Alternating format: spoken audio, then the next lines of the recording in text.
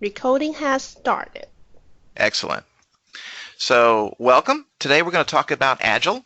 Um, the working agreement I'd like for us to enter into today is pretty simple. If you have a chance, please turn on your camera. It makes it a whole lot easier to see people's expressions. Are you understanding it? Stuff like that. But stay muted, of course, so we have a clear channel for all to hear. If something goes wrong, if our wonderful modern age doesn't quite work like it's supposed to, there's a garble in the audio or something like that, please interrupt me. Feel free to interrupt me. If you have a question, we will be pausing for questions quite often. However, May, can you go on mute, please? And if you happen to have a question, One. just can you hold it until the end of the section, but if there's one that's just on the top of your mind and you must get off your chest or else it won't you won't be able to enjoy the rest of the section, please interrupt me. Hey, Red, and ask your question. Um, I think you're going to need at least 2 sheets of paper for note taking and for exercises. One is definitely a scratch piece of paper. We will be taking 5-minute breaks. I'm going to try to do that at the top of the hour. And we will have a PDF of this. I'll send it out to May when we're done today. Here's our agenda. By the way, I've got a monitor over here so I can see what's going on. So from time to time, you'll see me look over to the side to make sure everything is still good. So today I want to talk about Agile. We have a wide variety of folks on the call. Some are just starting, some are well along in their journey. So basically, I'm going to present all the material, and if you need me to slow down or speed up, just let me know. We'll work it out as a team. We're going to talk about Agile, what it is, what it isn't, and some other trends that are currently going on in software development. We're going to talk about Agile for teams, Agile for organizations, Agile for government. Yes, it's a little bit different, but really not too much. We're going to talk about the basics of Scrum and Kanban. Now, if we get through this much of it today with fantastic discussion, that'll be my goal, is so that we can get through what is Scrum, what is Kanban. Beyond that, we've got plenty more material, but if we don't happen to get to it because the discussion is so rich and so interesting, that's okay too. So with that, let's start with an activity. For the next 2 minutes, write down some questions you have about Agile, Agile government, Scrum and Kanban, these things called user stories, backlogs, Agile planning. Just write down any questions that come to mind. I'll give you 2 minutes.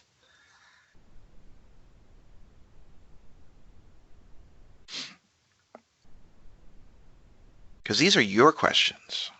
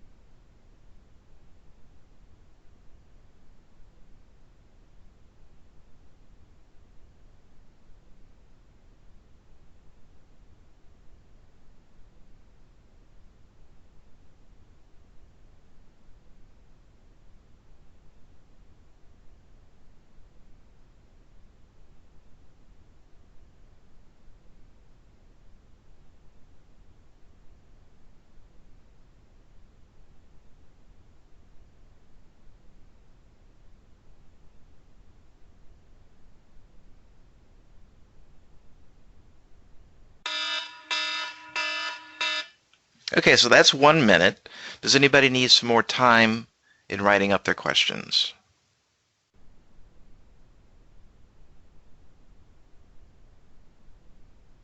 Okay, sounds like we're good to go.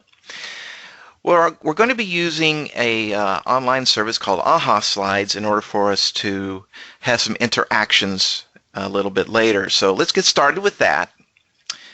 So the way you do this is pardon me. You can scan, use your camera on your phone to scan that QR code, and that'll help get you right over to the website where you can start the participation. On my side, what I'm going to do is get over to AHA Slides in the presenters mode, and we'll get that started.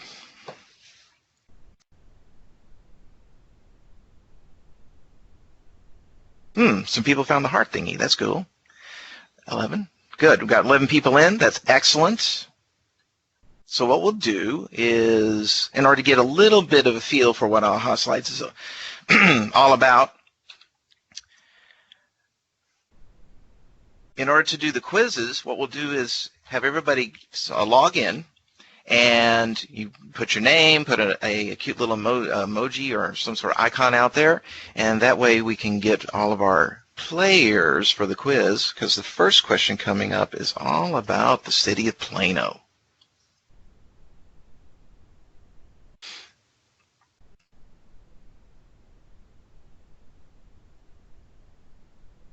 Did they assign the emoji or we choose for it? I think you have your choice. So please show the QR again. Certainly. There you go.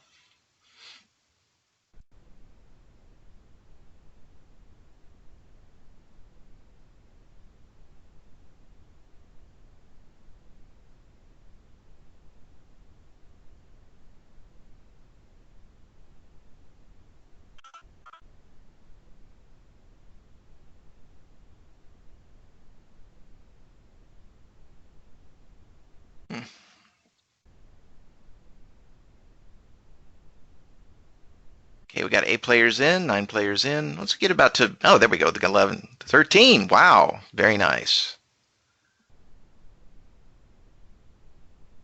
Okay, so this first question is all just to make sure that we're connected and everything is working well. So let's start the quiz. 39 questions today. The first one is about the city of Plano. In what year was Plano awarded the All-American City Award? What year was Plano awarded All-American City?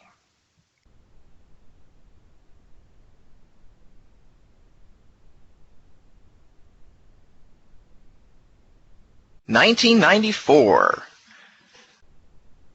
Excellent. So that's kind of how the thing is going to work. What we'll do is we'll do a section at a time, and as we come out of this section, we'll ask for questions, and then we'll do this sort of Q&A, this gamified Q&A to see if we truly do have an understanding of that particular material in the section, and then we have a leaderboard. So currently, Amy is in the lead. Excellent.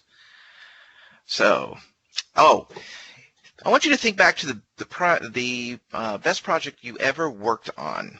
In a couple of words, what was a critical element that made it successful? Go ahead and put that in. There should be, is there an entry field for you guys to put that in? There you go.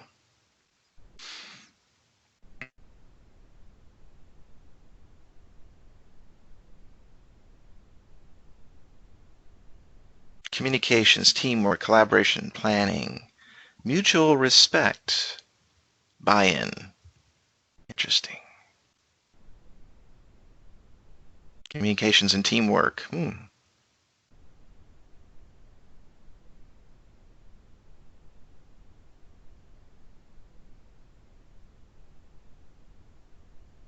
Communication seems to be the big winner. Excellent.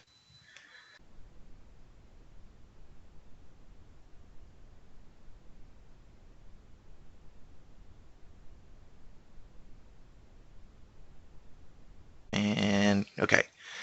So we're just going to keep that right there and go back to our presentation. We're going to need that in just a few minutes. So keep your phones handy. We got plenty of quizzes coming up. So we always start off with a discussion of the Agile Manifesto because, unfortunately, it is fairly well misunderstood. Where did the manifesto come from? There's a bunch of software being built in the early 90s, and we're using the waterfall techniques. And so folks are getting very irritated with that. It's not quite working for them. So they come up with their own methods, a bit better ways of doing this, doing things. Things like dynamic DSDM, Scrum, Extreme Programming, Crystal. And What they were rebelling against is this notion that you could know everything in advance, write it down, and just march through it as if you were building a bridge or building a set of houses and being very documentation heavy. It just didn't work. Some of the evidence that says it doesn't work, well, back in the late 90s and even into today, the Standish Group does the chaos report.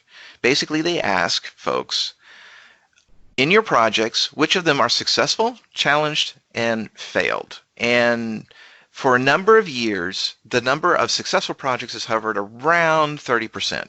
Varies a little bit over time, but basically things haven't changed over the years. In 2002, a separate study by the Standish Group said, okay, of all the items, of all the features in a given set of software, how many of them are used? Only 7% are often used, 13%, 7% always, 13% often, 45% never.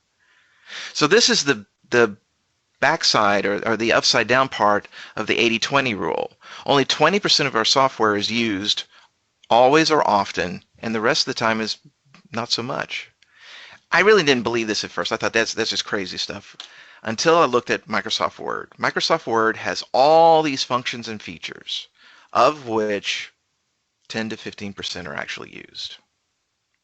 If you take a look at your phones, chances are the vendors have put all kinds of applications on there that you don't use. And even inside of something like Camera, which we use quite a bit, there's a bunch of features in there we probably don't use. So we're spending an awful lot of time and energy creating software that people don't use. These 17 people got together in Snowbird, Utah, and said, what unifies us? And what unified them was this desire to do things just a little bit better. And what they decided to do was come up with a document that unifies their thinking. So instead of me reading this, can I have a volunteer who would like to read the Manifesto for Agile Software Development, starting with, we are uncovering? May I get a volunteer? Yeah, sure, I'll do it. Thank you, sir.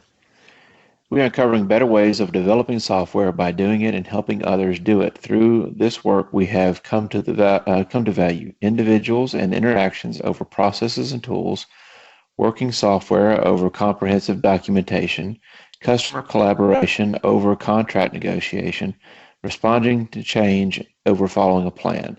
That is, while there is value in the items on the right, we value the items on the left more. Thank you, David. So these 68 words have come to represent what we now call the Agile movement. And it's kind of cool that here we are years later. This was done in 2001. Here we are years later in 2020 talking about what they came up with. We talk about we value this thing on the left over the thing on the right. And what's interesting is that when I take a look at what you said made projects really successful, it's the things that are on the left. It's communications, it's collaboration, it's trust, it's honesty, it's teamwork. It's not Microsoft Project. Nobody said Microsoft Project is the coolest thing that makes a project successful. So when people look at those, we value the left over the right, we sometimes think it's one or the other. And I would say that's a false dichotomy.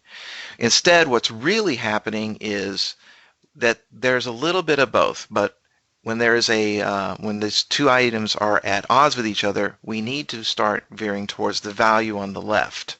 Now, Scott Ambler, who is now a member of the PMI, I believe is a PMI board of directors person, now that Discipline Agile has come into the PMI fold, says this is his point of view on it.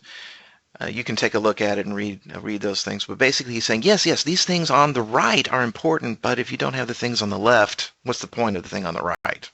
So that's what it's primarily about. So the other thing that strikes me is really interesting is that these 17 people were not CEOs. They had no great power in the world, at least organizational power. Instead, they had the power of their thought. And they said, There simply must be a better way to deliver value to customers. And so let's write these words. Let's come up with some principles that came along later and share it with the world. And that is why we are here today. It's amazing how a group of people who have an idea can put it out there in such a way that the world says, yes, I agree with that. Let's join the movement. Now, does Agile work? Study after study has indicated that if you take big problems, make them smaller, and you use an iterative approach with fast feedback loops, you will have more success. We still have roughly the same number of challenged projects, but our success rate is quite good, and our failure rates are a little bit lower, actually quite a bit lower.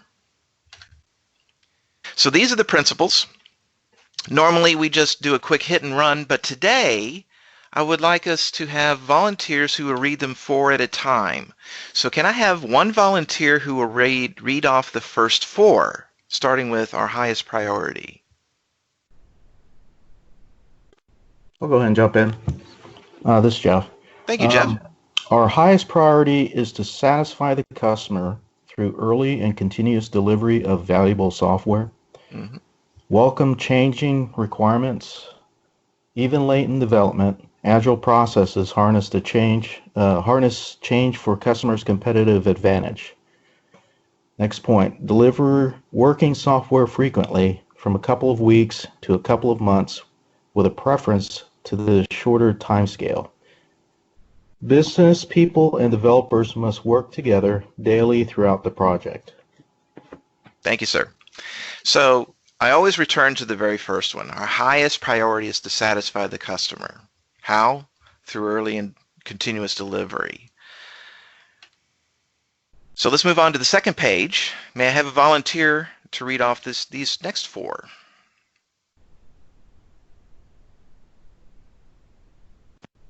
This is Glennis. Build projects around motivated individuals, give them the environment and support they need, and trust them to get the job done. The most efficient and effective method of conveying information to and within a development team is face-to-face conversation. Working software is the primary measure of progress. Agile processes promote sustainable development. The sponsors, developers, and users should be able to maintain constant pace indefinitely. Constant pace indefinitely. Thank you, Glennis.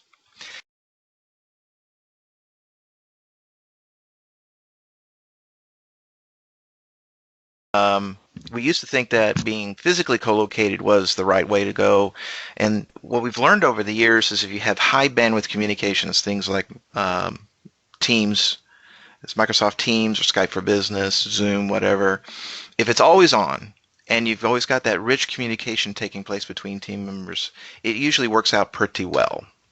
The last set of principles, may I have a volunteer?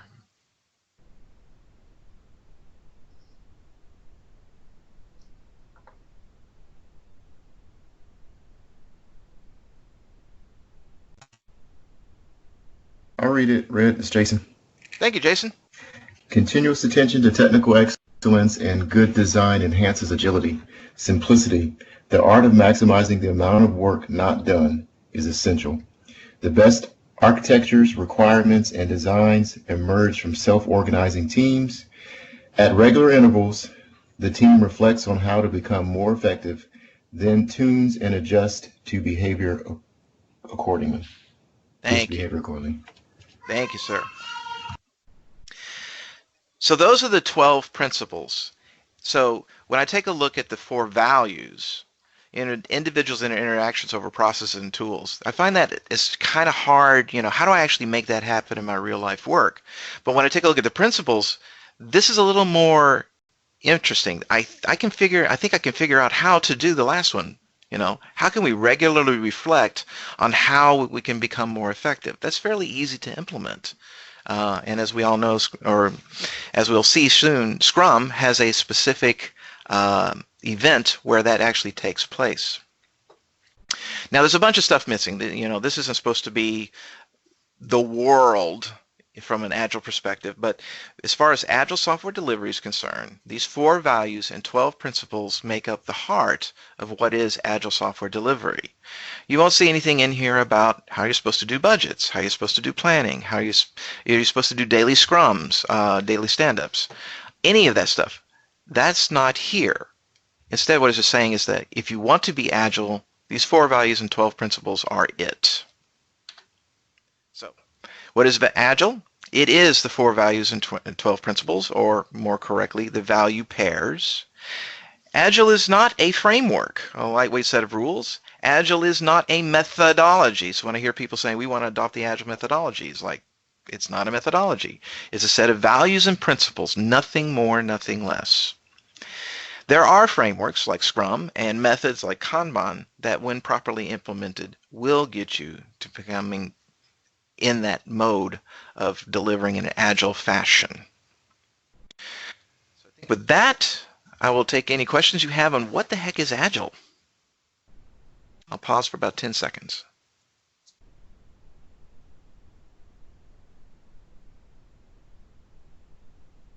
Okay, so if you would please get out your smart devices. We're about to do some questions and answers on AHA slides. Go back over here to the AHA slides. Looks like there are 19 of you back in, 15 of you back in. Oh yeah, so City of Plano has only won the All-American City Award once. The City of San Antonio has won it 7 times? 2, 3, 4, 5, 6, 7. Yeah, 7 times, including 3 years back to back. So there you go. Something to shoot for. Okay, so the next set of questions. Is Agile a methodology? True, false, yes, no.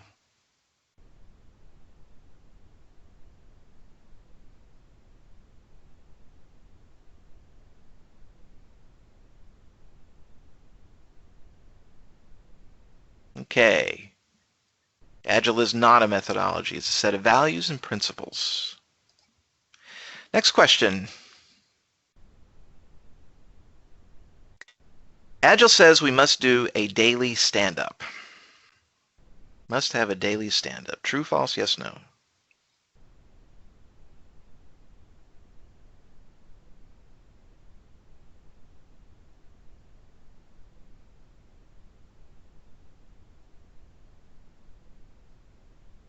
Correct. Agile does not say that we have to do a daily stand-up. So if Agile is that set of 4 value pairs and 12 principles, nowhere in there it says you have to do a daily stand-up. It doesn't talk about anything to do with meetings.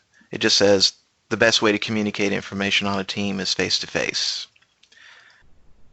Next question. Agile says the highest priority is to satisfy the customer.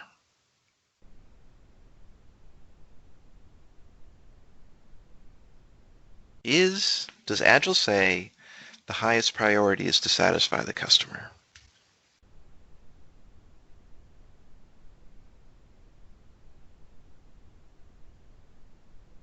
True. Our highest priority is to satisfy the customer through the early and continuous delivery of valuable software. And just about every other principle is in service to that very first one. So, how are we doing? David has taken the lead. Glennis is second, and Audi is third. Jim's very close. Jason's very close. Andrew's very close. Okay. I think there's 3 more questions in this section. Agile says we don't create documents anymore.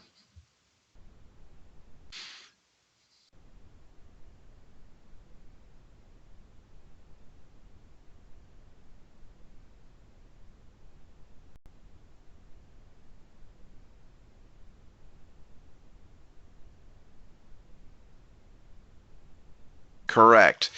The statement is that we prefer working software over comprehensive documentation. And so there's plenty of documentation to be done. I've been at many shops that run in Agile fashion. They still create documents, but it's usually in service of the delivery of working software. Agile says we must have daily stand-ups. Kind of gave this one away earlier.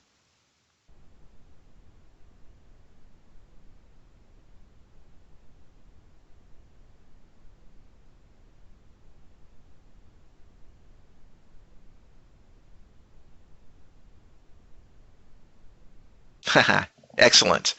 Yes. 4 values and 12 principles don't say anything about daily stand-ups.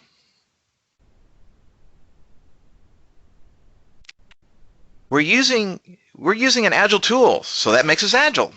True or false? Yes, no. We're using an agile tool, so that automatically makes us agile.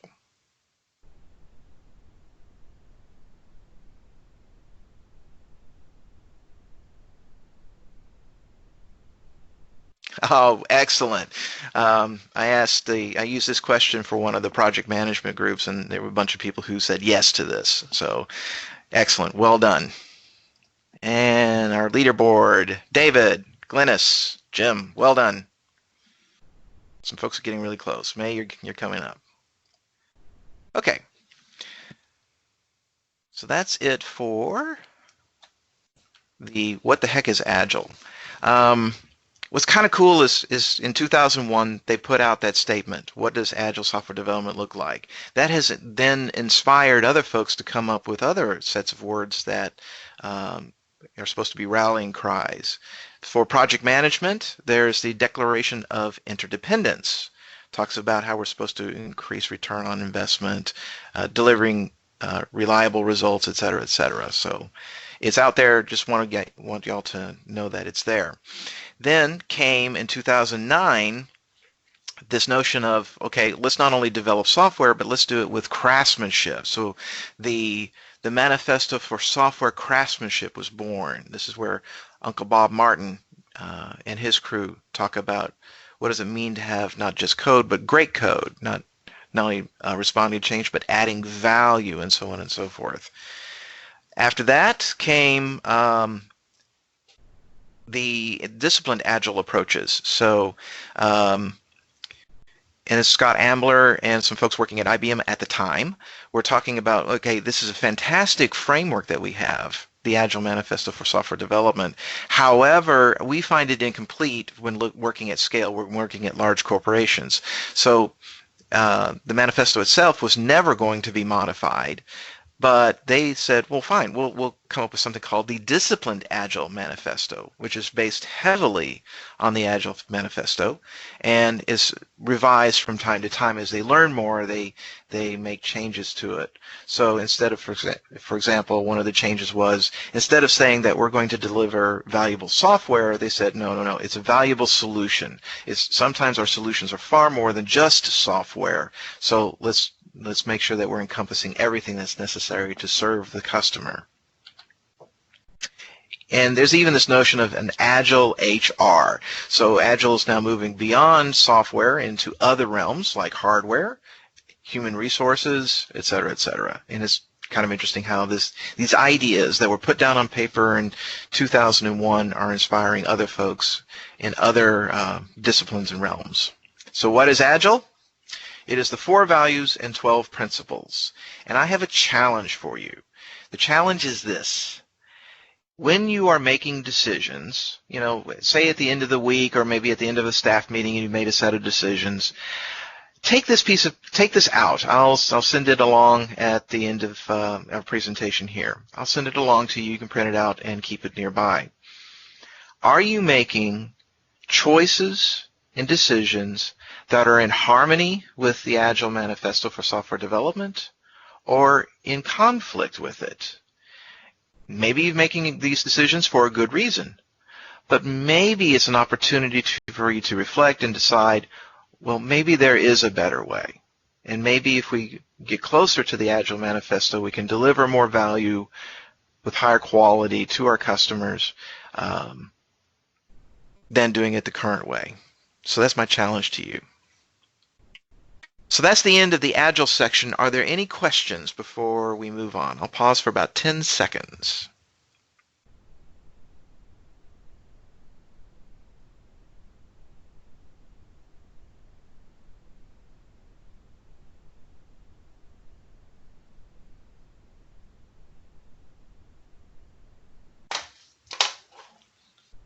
All right, then.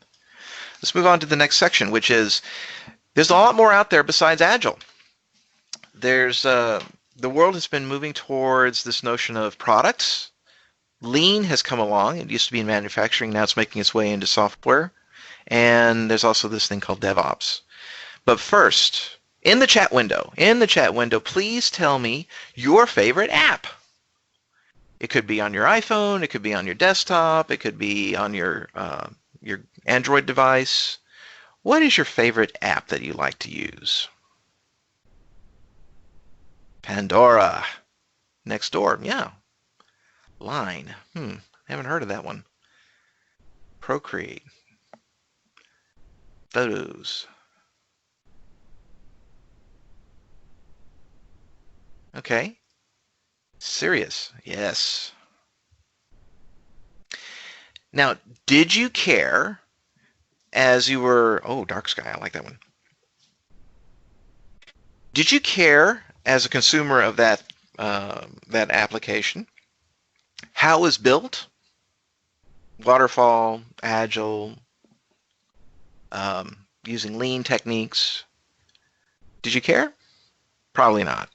All you cared about was, did it solve a problem that you were currently having? Did it do something for you that you weren't able to do on your own? And that's the point. So Agile and Lean are sort of in this build area. But upstream of build is discovery. So that's discovering what the customer truly needs. In the case of the city of Plano, what does the citizen truly need from us? And that's where disciplines like service design and user experience can help us. So before we start building something, one of the chief criticisms of Scrum is that it just says, hey, we just start building. Well, there's all these disciplines that take place upstream. Service design, user experience. Once we understand what the customer truly needs, then we can go build it, and then we put it into operations. This is where DevOps comes in, where development and operations gets together collaboratively in such a way that we can rapidly roll things from the development sphere into operations for monitoring, logging, and all those other fun things that have to take place when you're providing a software service to the world. And from the customer's point of view, they see this end-to-end process.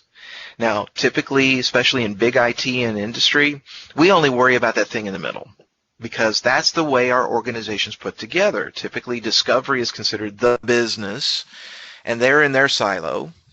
And then you've got IT sort of in the middle, and maybe a little bit on the right-hand side in operations. And these two groups typically try to optimize for their little piece. Unfortunately, the customer loses because usually what optimizes, what we would call a local optimization, does not help the overall process. And from the customer's point of view, they're not getting what they truly need. So what I'm asking you to do here is, yes, let's take a look at Agile, how we can get things better, but also think at the same time at a systems level. How can we solve the customer's problem? By looking at things from end to end, from the customer's point of view. My job is super hectic. I wish something was better, was easier. And that's our mission. And this is one of my favorite quotes of all time. If we do something very efficiently, but no one cares, what's the point? And that's where service design, user experience comes in to help us figure out what is the right thing to do. As a result of these sorts of notions, basically the world has been moving from projects to products. Instead of just, our mission is to build something and put it out there. It's more to see it as a whole, very long lasting. So what is that product that we're building and providing to our world? Are we providing, in the case of, say, the iPhone, it started off as literally just a phone that could also play music. But then it turned into this wonderful handheld computer that now we can do just so much on our handhelds, to the point where desktops are becoming, not there yet, becoming things of the past. So this is a long-term play to think in terms of products instead of projects. So in the case of City of Plano, the project is to patch the roads, but the product is the transportation system. So we're looking at this from a transportation system point of view. How can we make sure that we've got the best transportation system for the citizens of Plano? That's one way of looking at it. So here's how we've designed something, but the actual user said, no, we're looking for more convenience.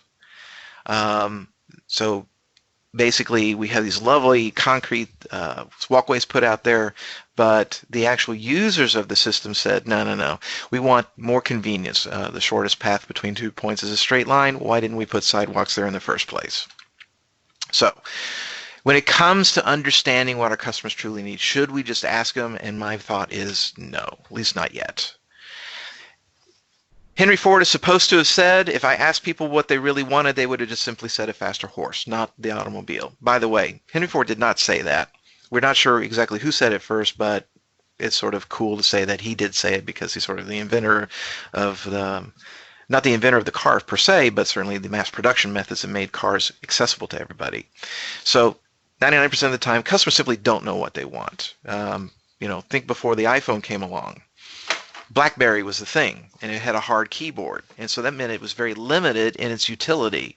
And that was the great leap, was to go with a software-based touchpad touchscreen. Customers didn't know, can't imagine what that is, and that's where we have to have these innovation centers think about, well, yes, this is the way we currently do it today, but what if we did it completely differently? And so asking your customers is not always the best thing to do, because rarely do they follow through with what they say they're going to do. We'll talk about that in a second.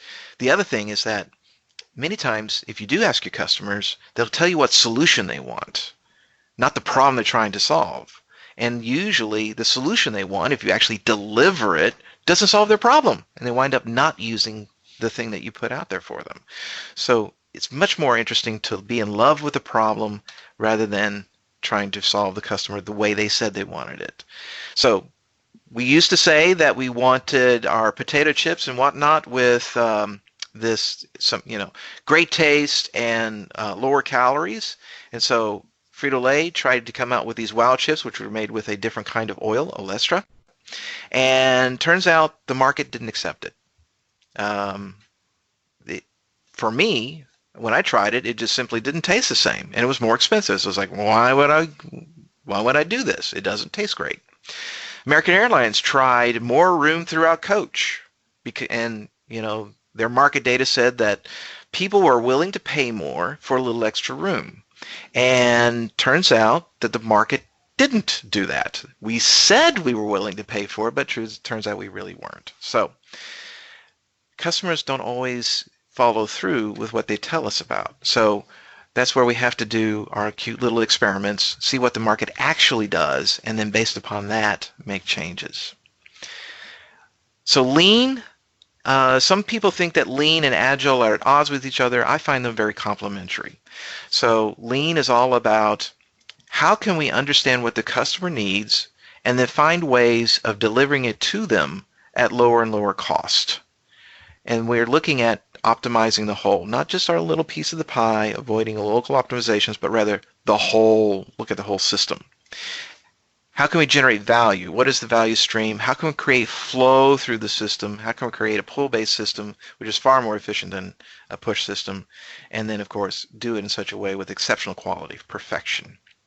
So you'll start seeing terms like lean agile in our literature. DevOps started in the mid-2000s. How can we've created all this wonderful software, so how can we get it into production in such a way that it flows very easily?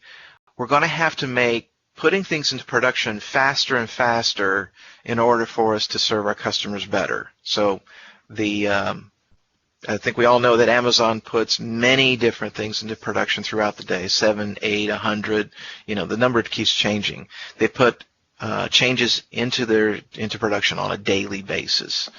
Spotify supposedly, once the team has done all the testing and is reasonably certain that it's going to work, they just simply walk up to a console, they select the item, they hit the button, and it goes into production.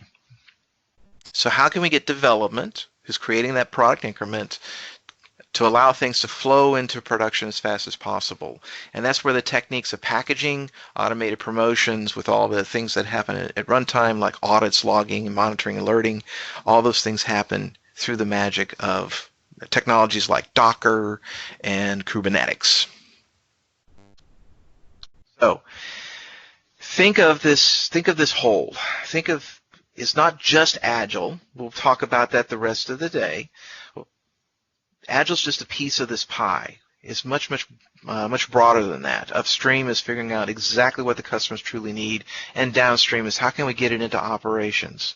How can we get it operations quickly and effectively, and also do it in service of the customer? And of course, all that is wrapped in other things like governance. So it's the whole.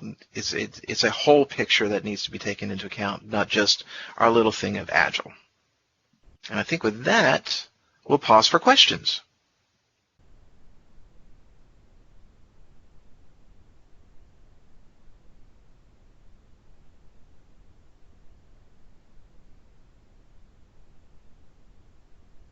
Okay.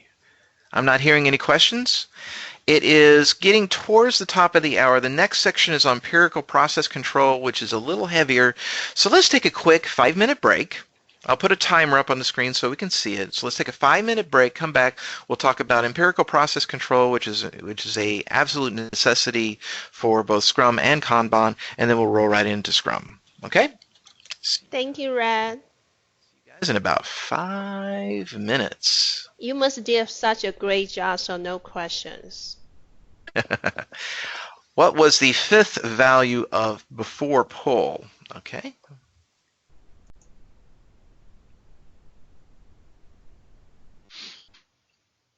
Flow before pull, perfection is the fifth value.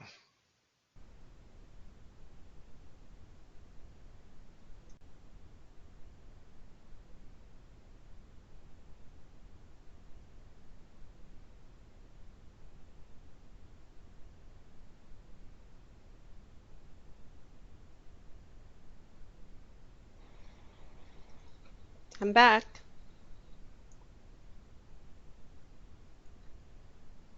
Howdy.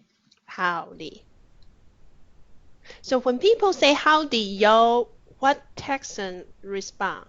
Howdy yo back? If you say howdy, then I say howdy back.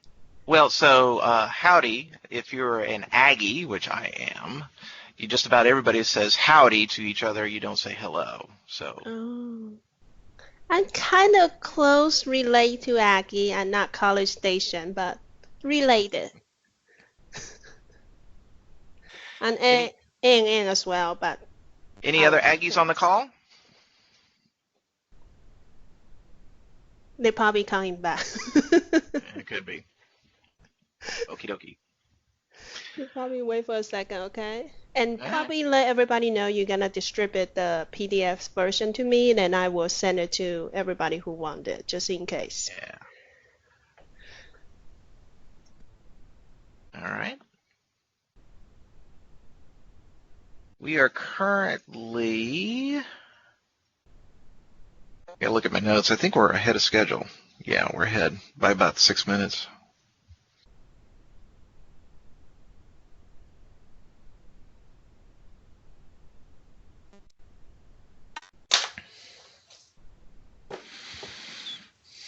Shall we begin?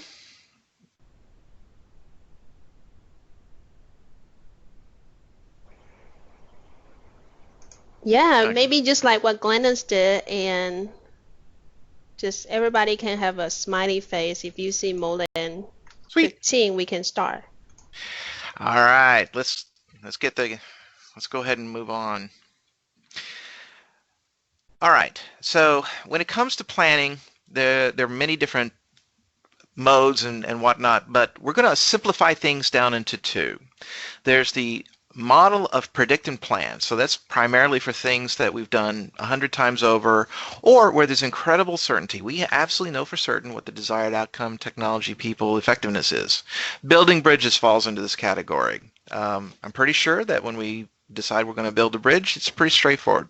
What the bridge is supposed to look like, its loads, et cetera, et cetera. On the other end of the scale is this idea of we're not very certain at all about the desired outcomes, technology, people effectiveness. So one of my stories is that I'm a cancer survivor. My CT scan didn't look that bad, but it was bad. The prognosis was pretty bad. So if you think I walked into my oncologist's office and said, Doc, I'm a PMP, I'm a project manager. That means that I need to know what the scope, cost, and time is going to be for this particular treatment cycle. I need to know exactly. I want to get a Gantt chart. When we're going to start the chemo, when's the chemo going to end? Do you think I did that? No. Because we had absolutely no idea what was going to happen. So we just simply said, this is what we're going to do as of today, based upon the information that we have today. This is what we're going to do next. This is the next step. And then we're going to test again, figure out where we are, take the next step, et cetera, et cetera. That's empirical process control. Empirical process control is you make decisions based only on observed data and not what you wish would happen. So observed data, not what you wish would have happened. And so Stacy came up with this lovely matrix, which makes it kind of easy for us to see. Should every project be agile? And the answer is no. If it's very straightforward, we know exactly what the technology is, we know exactly what the requirements are, we know exactly about which people can do this job, then it's a simple project and you can use a waterfall or sequential type method. There's nothing wrong with that. Use that.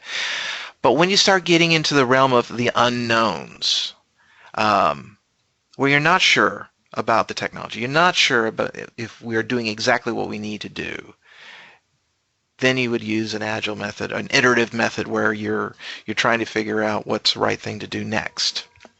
And then if you're way out there in the end, where everything's unpredictable, that's essentially chaos. No management system works for that. So I want us to start thinking of software development. If you're looking for an analogy, sometimes we use building analogies and whatnot. Those, in my view, are totally wrong.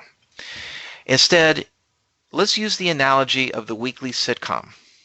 We know we need to get something out every week. We need to get it out there for broadcast.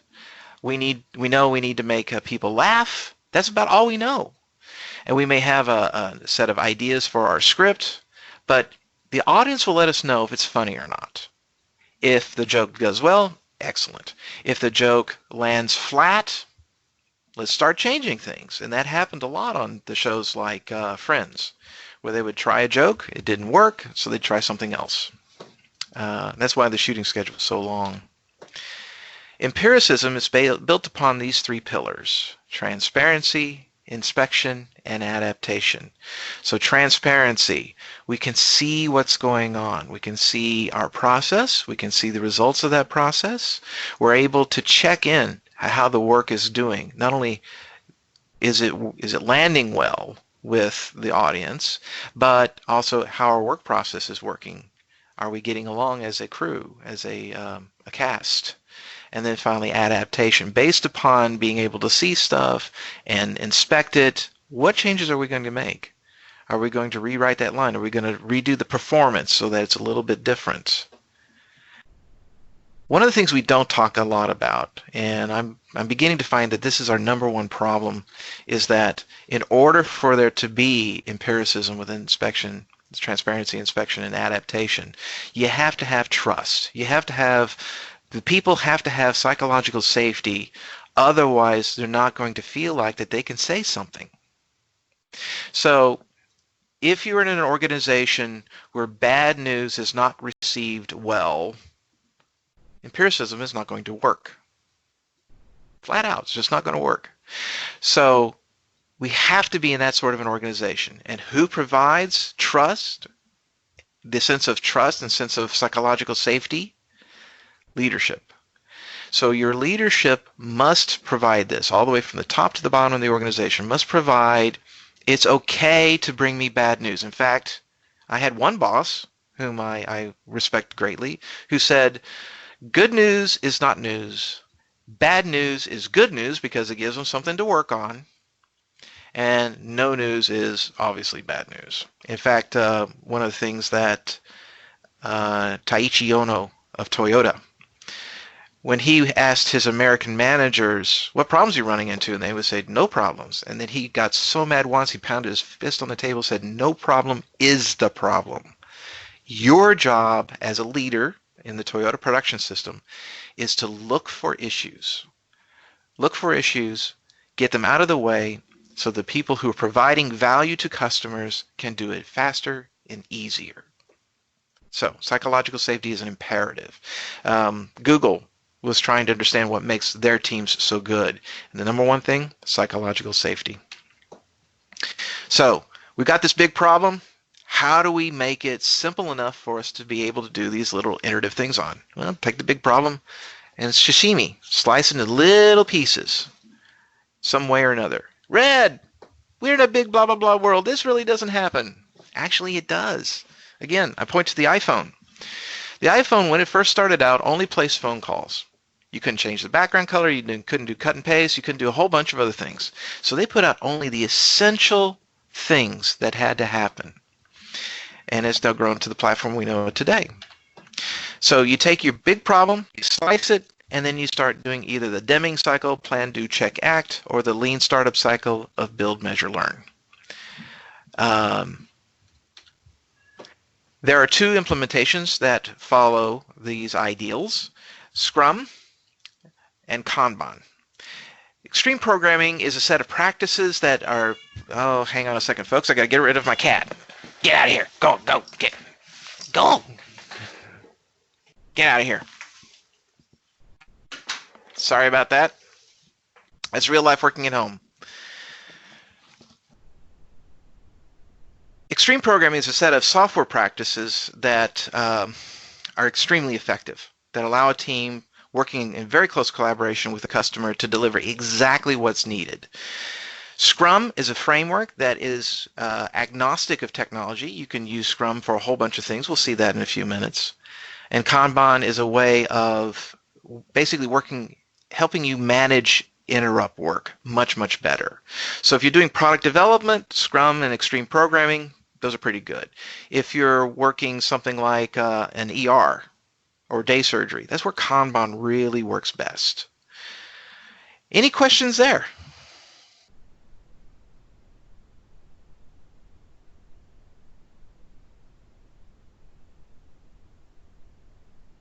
So you'll see that whenever I ask for any questions, I'll pause for about 10 seconds to make sure if there aren't any, if you need to come off of mute or write something in the chat. So, Ren, this is my question. People, I'm not quite sure how many people do extreme programming XP here. So, can you give us some real example? I think Scrum and Kanban was more relate to us. Can you give us some real example? So, extreme programming is primarily it's a whole method or set of practices. So they have something called the planning game, which actually Scrum borrowed a lot from as far as deciding what would be done. So in the planning game, they say, okay, of all the customer, and they actually work directly with the customer. So this is primarily for a custom software shop working directly with a client. Customer, what is the next thing you need us to work on? And the customer thinks about it for a few minutes and says, da, da, da, da. So they start working it out. Okay, great. So let's put the need on a set of cards. Great. Now, when we get into actually building this thing, let's work in pairs, pair programming. Some managers will look at that and go, that's crazy. Two people working. We do it all the time. We do two pilots in the cockpit to make sure that the plane gets to its destination safely. We do it in surgery when it's a very difficult case. There may be multiple surgeons there working on the patient, and that's how we teach our future surgeons. As part of my journey, cancer journey, I had to have surgery at our teaching hospitals here in Dallas. So I knew exactly who my surgeon was, but I also knew that there was a resident in there. Chances are the resident was actually doing the work and the surgeon was simply observing. But this is how we do things. So in software, we have four eyes looking at the problem. One person is thinking about the code to be written. The other one's thinking maybe a little further ahead. How are we going to test this? How are we going to make things happen? Extreme programming is also where we get the notion of test-driven development, where you write your test first. which is extremely valuable. Everyone should be doing that. You write your test first, and then you write the code to satisfy the test, and then you refactor. Refactoring is the notion of you taking a piece of work that you've written. You don't change it functionally, but you make it from an engineering excellence point of view, you make it much, much better. You remove duplication, you make it clearer. If you have tools that help you with static code analysis, you're improving your code from a static code analysis point of view, so on and so forth. So bunches and bunches of practices inside of extreme programming. If you're doing software, extreme programming should be the basis of your practices. Whether you use Kanban as its management tool or Scrum as its management tool, you should be looking at some extreme programming practices to help you get better at delivery of software. Does that help, May? Yes, and another question is, I do not know how deep everybody's understanding of Scrum or Kanban. Are we going to indeed talk about the basic Scrum or the favorite tool everybody like to use for Kanban? Because some people like to use cards, some people use virtual app. So like I personally like Trello. Even my family use Trello for the honey-do list. So Yep. will you talk about those a little bit more later, or this just the only slide talk about implementation with 3 ways? We'll definitely go into detail on Scrum and Kanban. As far as tooling goes, it's whatever works for you. Most of the world seems to be going towards Jira. We can support both of those. You can have a Kanban board in Jira. You can have a Scrum board in Jira. Personally, I find Jira very limiting in what it's able to do, but it seems to be where the world is going. And very expensive, by the way. Apparently the other tools are far more expensive, which is kind of interesting out there. My favorite tool of all time is version 1. Okay. So this is where we start getting to the question of, well, we typically have to measure things. We're supposedly a metrics-driven world. If you can't measure it, you can't improve it, something like that. Okay, let's make sure we measure the right things. We need to measure our outcomes, not our outputs. And so when I'm talking to leadership, they say, I need to know the velocity of teams. And I say, no, you don't. You're not interested in the number of hamburgers produced. You're interested in, was the product that was built, the hamburgers, did it satisfy the customer? Were we able to be profitable at making those hamburgers? Those are the things that we should be concerned about, the outcomes, customer satisfaction and profits. Using our weekly sitcom example or analogy, we shouldn't be too concerned with the number of pages of dialogue that were shot in a day, but rather when we broadcast the episode, how did it land with the audience? Was it well liked? What was the ratings? And then ultimately the P&L of the show. So in software, we should not be too concerned with how fast the team is going, the velocity of the team, but rather, is the team delivering working tested software solutions on a regular basis? If they're delivering, is the customer satisfied? Because if we're delivering and the customer's not satisfied, what's the point? So if we're delivering and the customer's satisfied, but the code is crap, there's lots of bugs that the customer sees, or maybe the code is written in such a way that it's unmaintainable, that's going to lead to problems in the future. So again, what's the point? If we're doing all those things, but the team is unhappy for some reason, and that's going to create a churn in the organization, replacing people is extraordinarily expensive.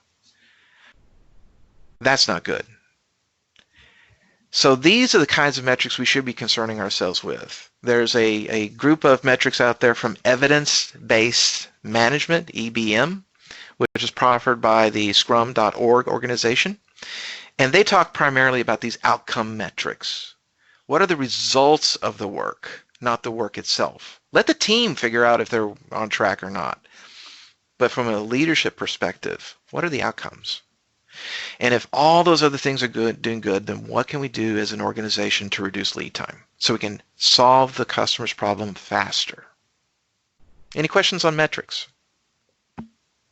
So this is May again. I see you have the screenshot of the Plano COVID-19 update. So Plano actually provide daily update to the customer, and that receive really overwhelming, happy, and good saw from our citizen on Facebook, Nextdoor, and a lot of social media.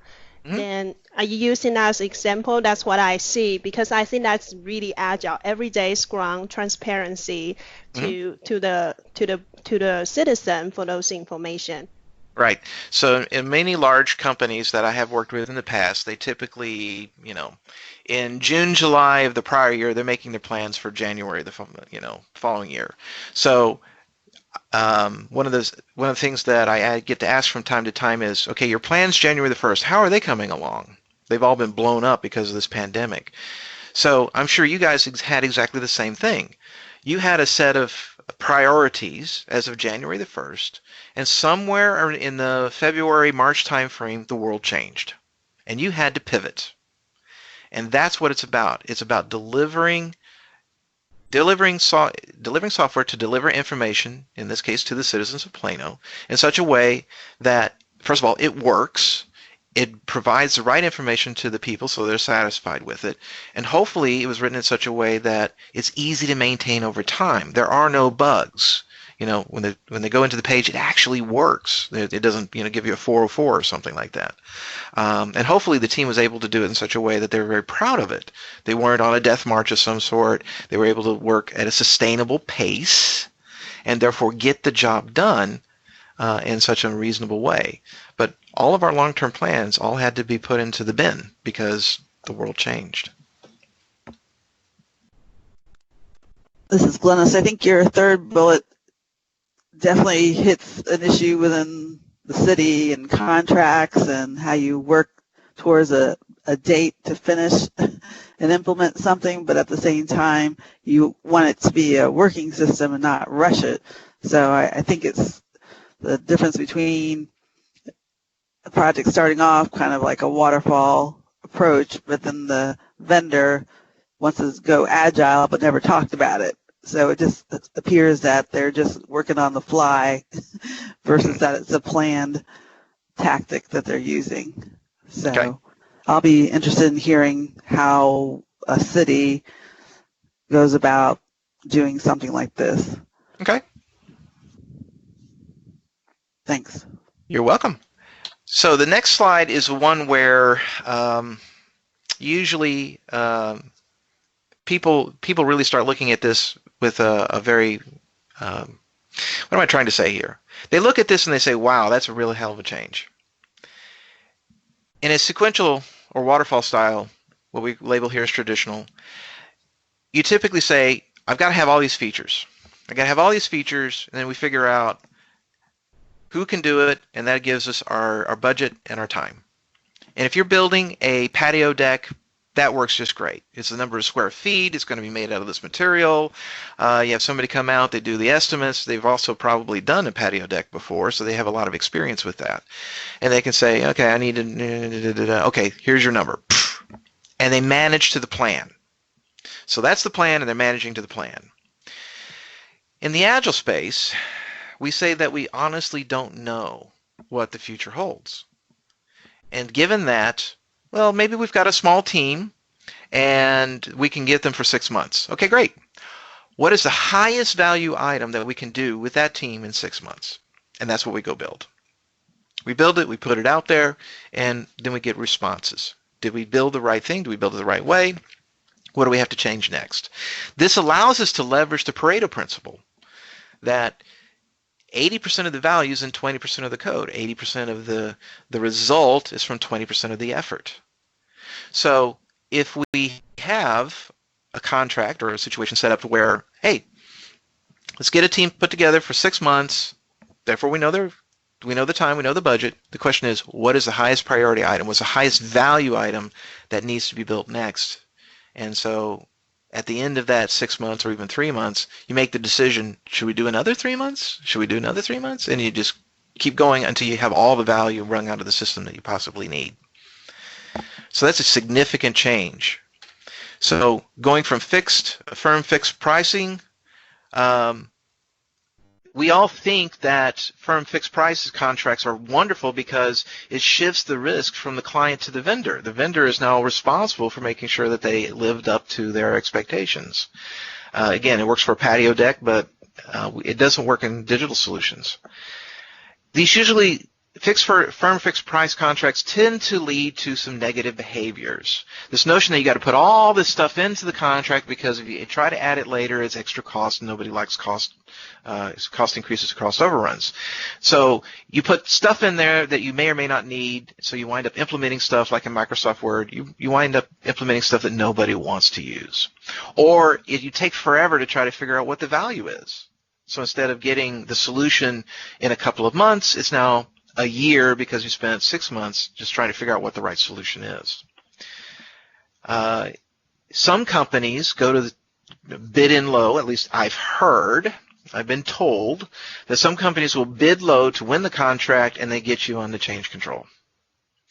Oh, that's going to cost you this, it's going to cost you this. That changes, they get you that way. The biggest problem is that the vendors and the clients are in an adversarial position. So instead of trying to come up with a mutually beneficial solution, something for the client, something from the vendor, that we wind up butting heads, arguing whether or not that's actually a change that's part of the original contract or not part of the original contract. So there are better ways. And so the essence of the change in contracting is to focus on the outcomes. What are the outcomes? Not a set of specifications. You describe that outcome. So it could be something like at the county level, voters should be able to register on the app and do it in about 3 minutes. Something of that nature. And then let the development team figure out how to come up with that outcome. Now you're going to have all kinds of constraints on the system. So you can only register, you have to have certain identification information for registration. Great, those are constraints of the system, but they're not part of the specification. You're not telling them exactly how the damn screen's supposed to look. Let the team come to that. Let the user experience folks on the team tell them how to do that. So ultimately, you're to create this framework that allows vendors to come up with this proposal. And so in the book, The Art of Doing Twice the Work in Half the Time, Jeff Sutherland, who's one of the co-creators of Scrum, and his son, J.J. Sutherland, they have discovered this thing called money for nothing changes for free. And it's kind of complicated, but basically it's returning to the roots of the client and the vendor working together on a daily basis. The client says this is the next most important thing to be done, and so long as they're working well together, the client can change their mind all they want to. You do have an initial bogey for the number of people working on the program, therefore the cost of the program, and then you start making decisions about, are we going to extend or are we going to end early?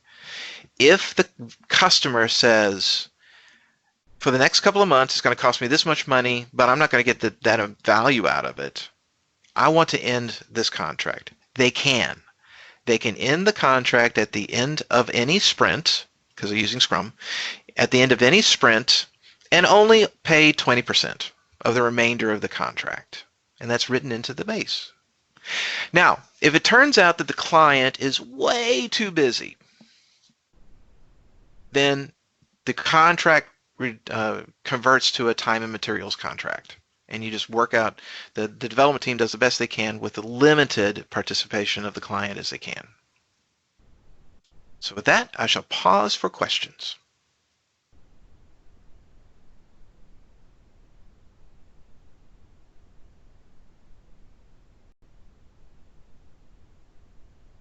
Okie dokie.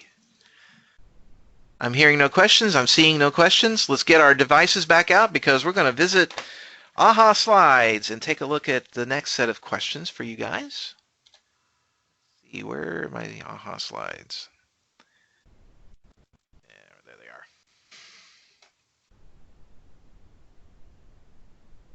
they are. Uh-oh. Okay, so hop back in there. Should all projects be agile? Should all projects be agile? True, false, yes, no.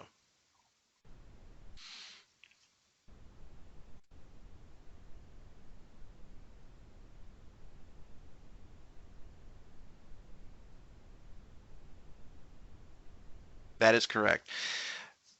there's not a reason for all projects.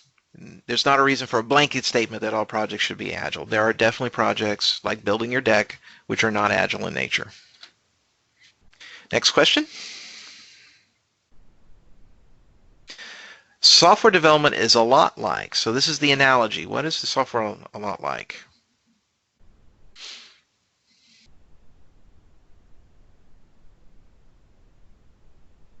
So what is software development a lot like?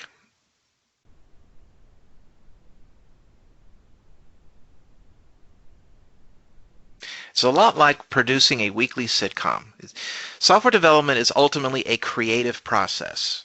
You're creating something that's never existed before, and therefore, as you create it, you're going to have to get feedback as to whether or not we're achieving the goals of that creation. Are we entertaining? Are we making people laugh? Stuff like that. All right, so who's in? Oh wow, Jason's on top now, with Glynis and Matt close behind.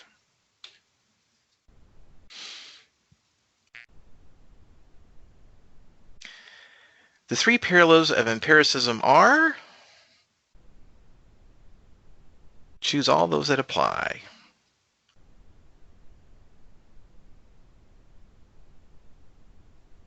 I gave you a little extra time on this one.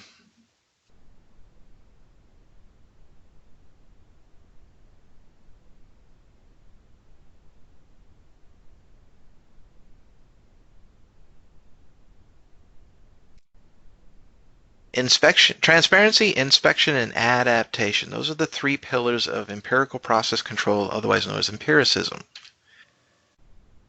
Next question. What metrics are most important? What metrics are most important?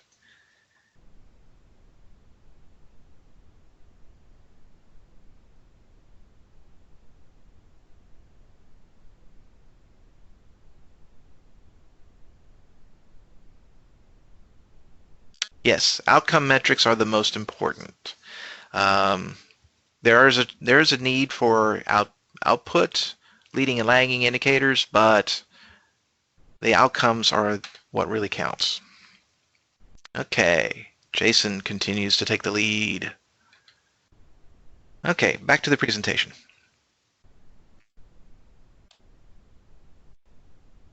Okay. Agile in government. So all this stuff started, Agile software development and all that sort of stuff, started in banks and industry. Lean started in manufacturing, specifically with the Toyota production system. So it started in Japan. So industry got started in it. Government's kind of coming a little late to the table, but they're beginning to really take hold of this stuff. So I like to say that whether it's in commercial enterprises or government, it's the same thing with a few difference. So, in business and government, we got to get stuff done. We have to reduce the risk of our projects not working out the way they're supposed to, and we would definitely want to increase visibility as to how things are working out. Now, here's where things are truly different, and this is maybe we can have a quick discussion on this. In commercial enterprises, it's pretty doggone straightforward. The idea is to maximize the lifetime profits of a particular product. So you have a product, like say, this is the iPhone 6S. We want to maximize the lifetime profits of this product. So how do we do that? Well, make it as cheap as possible. We get it out there at a higher price, and over time, we lower the price until it's replaced by a different model. So there's all kinds of techniques to make that happen. We also make its utility very, very, very good in changing over time. So we add capabilities as we go. I'm seeing that a lot with Tesla. So the car has a certain amount of capabilities, but as new software downloads are coming, they're able to add more and more capabilities to the vehicle. That's something that's kind of unique in automobiles. In government, it's like, okay, it's something very similar. We need to maximize the governmental outcomes, whatever that is for us, but at the lowest total cost of ownership.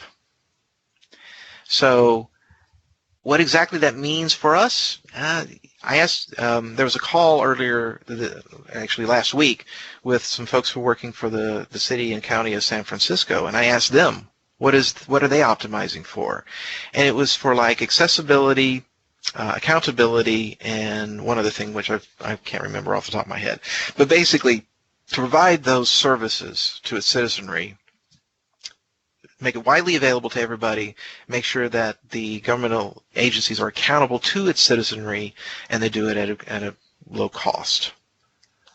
So for us, what would you say is the thing that we're trying to maximize? What is the outcome we're trying to maximize here?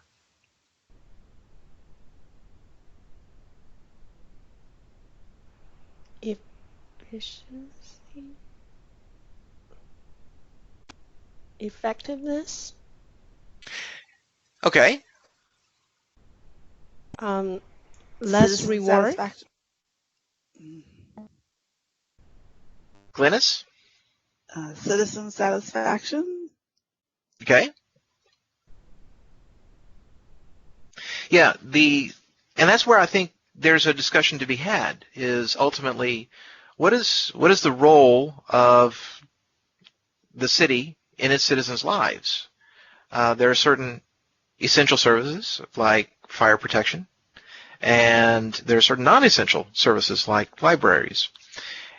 How can we provide those in such a way that they're easily accessible to the citizenry? And then, of course, we do it at the lowest cost. So I think that's a discussion to be had. Exactly what does great look like from a city point of view? And then balance the two.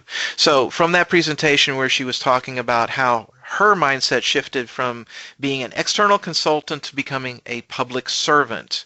Being a consultant, you usually parachute in, you have a clear statement of work, you're supposed to get stuff done, you're hired gun, and you're market driven.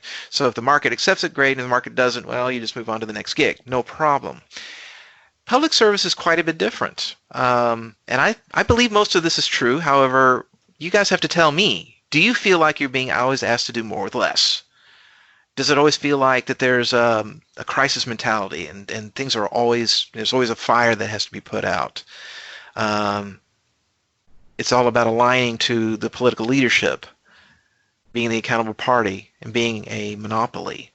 Because after all, when it comes to fire protection and water, there's only one place where I can get it, right? So does that ring true to you guys?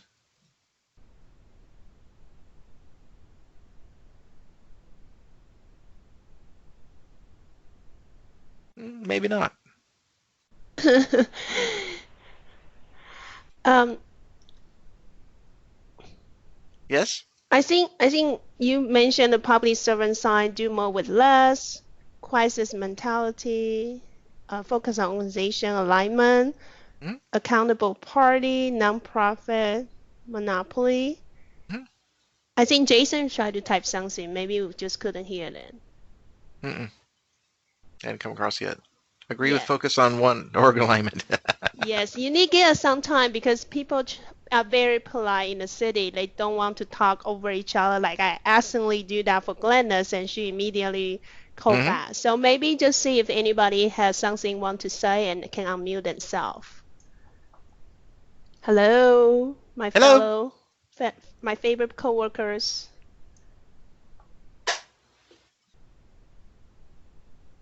Okay. Yeah, let's move on. So in the San Francisco region, what they were planning to do was move from a paper-based building permit system to an electronic one. They had been planning this. They had a plan to do this and accomplish this in about 2 years. Then the pandemic hit, and all of a sudden, all the forces aligned, and they were able to put together this system in around about 2 months. So you could describe your project, you could upload all kinds of PDFs, and do it in such a way that the government was allowed to do permitting electronically rather than actually having to go down to the office and submit your plans and your forms to do the request. Now, was it perfect? Heck no. Because things were done in 2 months' time, they had to rip and roll as much as they could. But they did get a working system out there in, quote, record time, end quote, and were able to at least provide basic services, and then now they're going back and fixing all the holes that they've discovered along the way. So it's possible. It's possible to make things happen. It's kind of interesting that their original plan was significantly longer than it really took them because of this weird world that we're now living in with the pandemic. So there are all kinds of organizations out there, lots of commercial organizations who try to help governmental agencies. They'll be happy to take your money, in other words.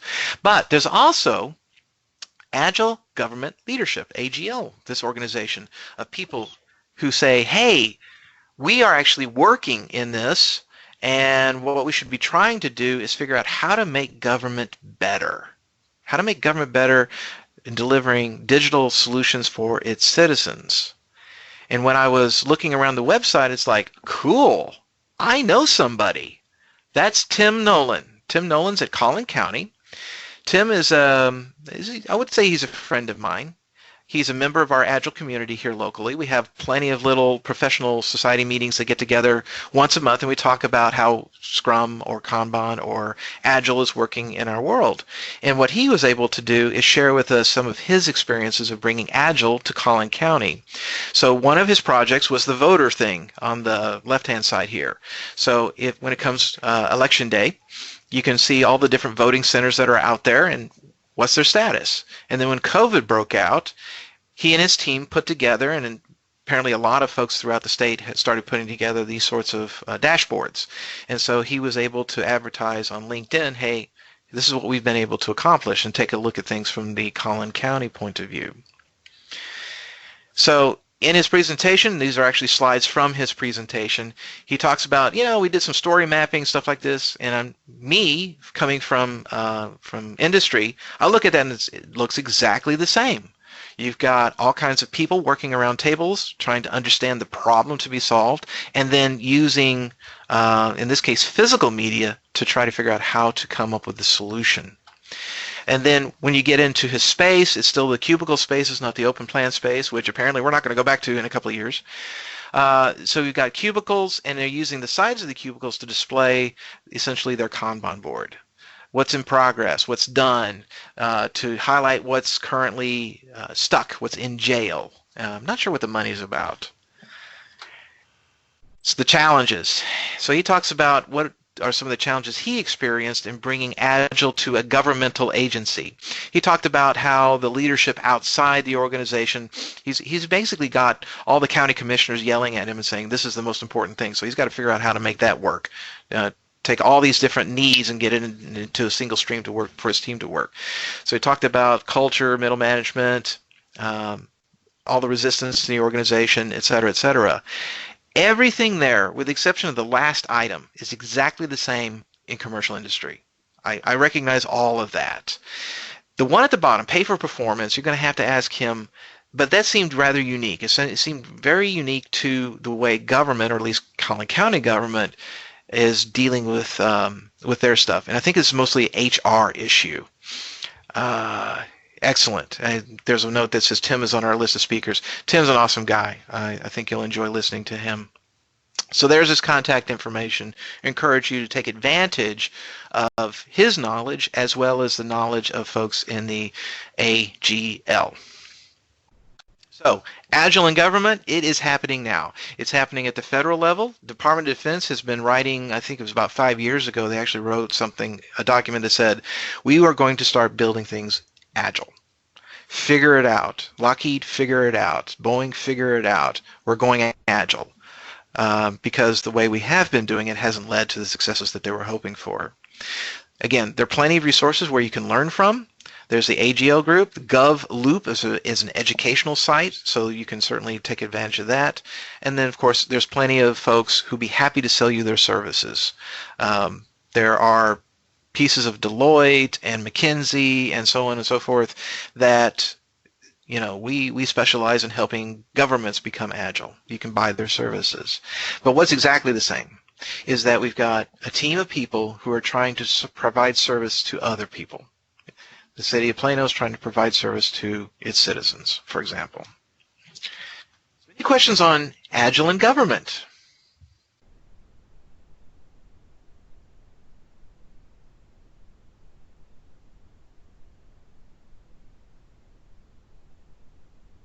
And since we have a lot of technical staff here, so just sorry, just an example. I need some water. Just an example of the site you said sf.gov or the documentation they can submit their permit, everything. Mm-hmm. What is the concern of for technical side? Immediately I think about what is the security concern and risks. In Agile, we don't really do a lot of risk management part. We want to have the minimal viable product. We want to deliver it frequent and fast. But for the government side, they definitely have a lot of security concern and citizen information or some information is confidential or whatever. Then how can we find the right balance between Agile and the concern of the cybersecurity? So I'm going to challenge the notion that Agile and cybersecurity are at odds with each other. I think they're very much together. What is at odds is the way we have implemented our structures to make that happen. Typically, cybersecurity is a silo that's somewhere over there, and development somewhere, or the business side of the house is somewhere over here. And so when we start talking about teams, the teams that have, in fact, the next section we talk about Team Agile, we have all the skills necessary on the team to get the job done. So that means you have somebody from cybersecurity, and maybe the team, or the whole team, has to be educated into what are the concerns of cybersecurity, and so on and so forth. Basically, the way we do manufacturing is we've got these specialized skills. So we got the tradesman for metalwork. We got the tradesman for upholstery. We got the tradesman for all these. And these are in silos. And they tend to pass work from one to the other because that's how you build a car. That doesn't work in software. We have to have these trades working close collaboration with each other because the thing we're producing is an amalgamation. It's an emulsion of the whole. So like you said, we can't build a website that looks ugly, so you got user experience, and it's hard to use, so user experience helps with that, and has no concept of security. So we got to get these people working together so that they build the right product the first time. And so that means taking the silos of information and knowledge and bringing them together on a team and saying, this is the problem to be solved. How can I help you? Does that make sense? Yes, and another question I have is currently our technology service, they do have the change control board. As a PMP, PMP project management professional, change control is very important for us.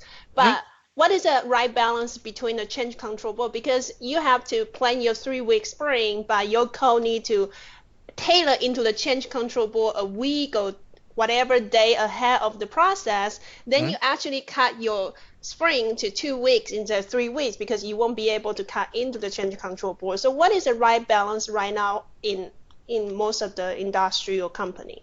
Okay, so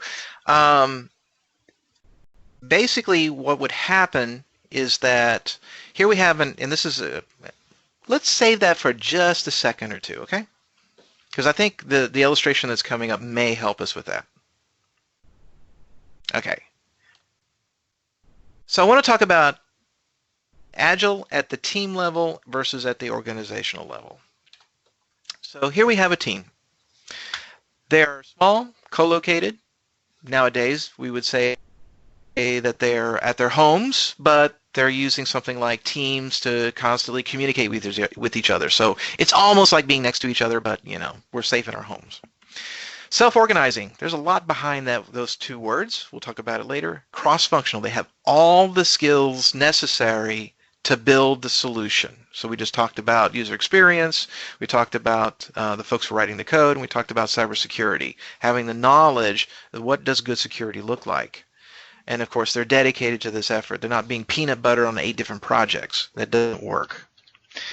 So you could be using Scrum, you could be using Kanban as your way of doing business, but you have this backlog. This is your prioritized list of things to be done, but they're expressed as outcomes. So you're not going to write in here, hey, create the database. No, you do that in service of something else. You do that in service of creating the building permit thing. So maybe the very first outcome is to be able to display the current agenda of the building permit thing. So in order to do that, you've got to create the database, and you've got to put data in it, and so on and so forth. So it's about outcomes. It's not about tasks. It's about outcomes, what the customer would see, what they can give you feedback on. Who will be using the solution, why are we spending money on this thing, the problem to be solved. Be in love with the problem. So all work flows in to this backlog. It eventually bubbles up to the top where it goes to the team. The team builds this thing in a small slice, a sashimi, if you will, and they create this thing which we like to call the product increment. We release it early and often. Maybe release is not quite the right word. We certainly show it off early and often so we can get feedback as to whether or not we're building the right thing. Feedback then makes its way back to the backlog, and we rinse and repeat. So that's Scrum. Essentially, that's Agile at the team level.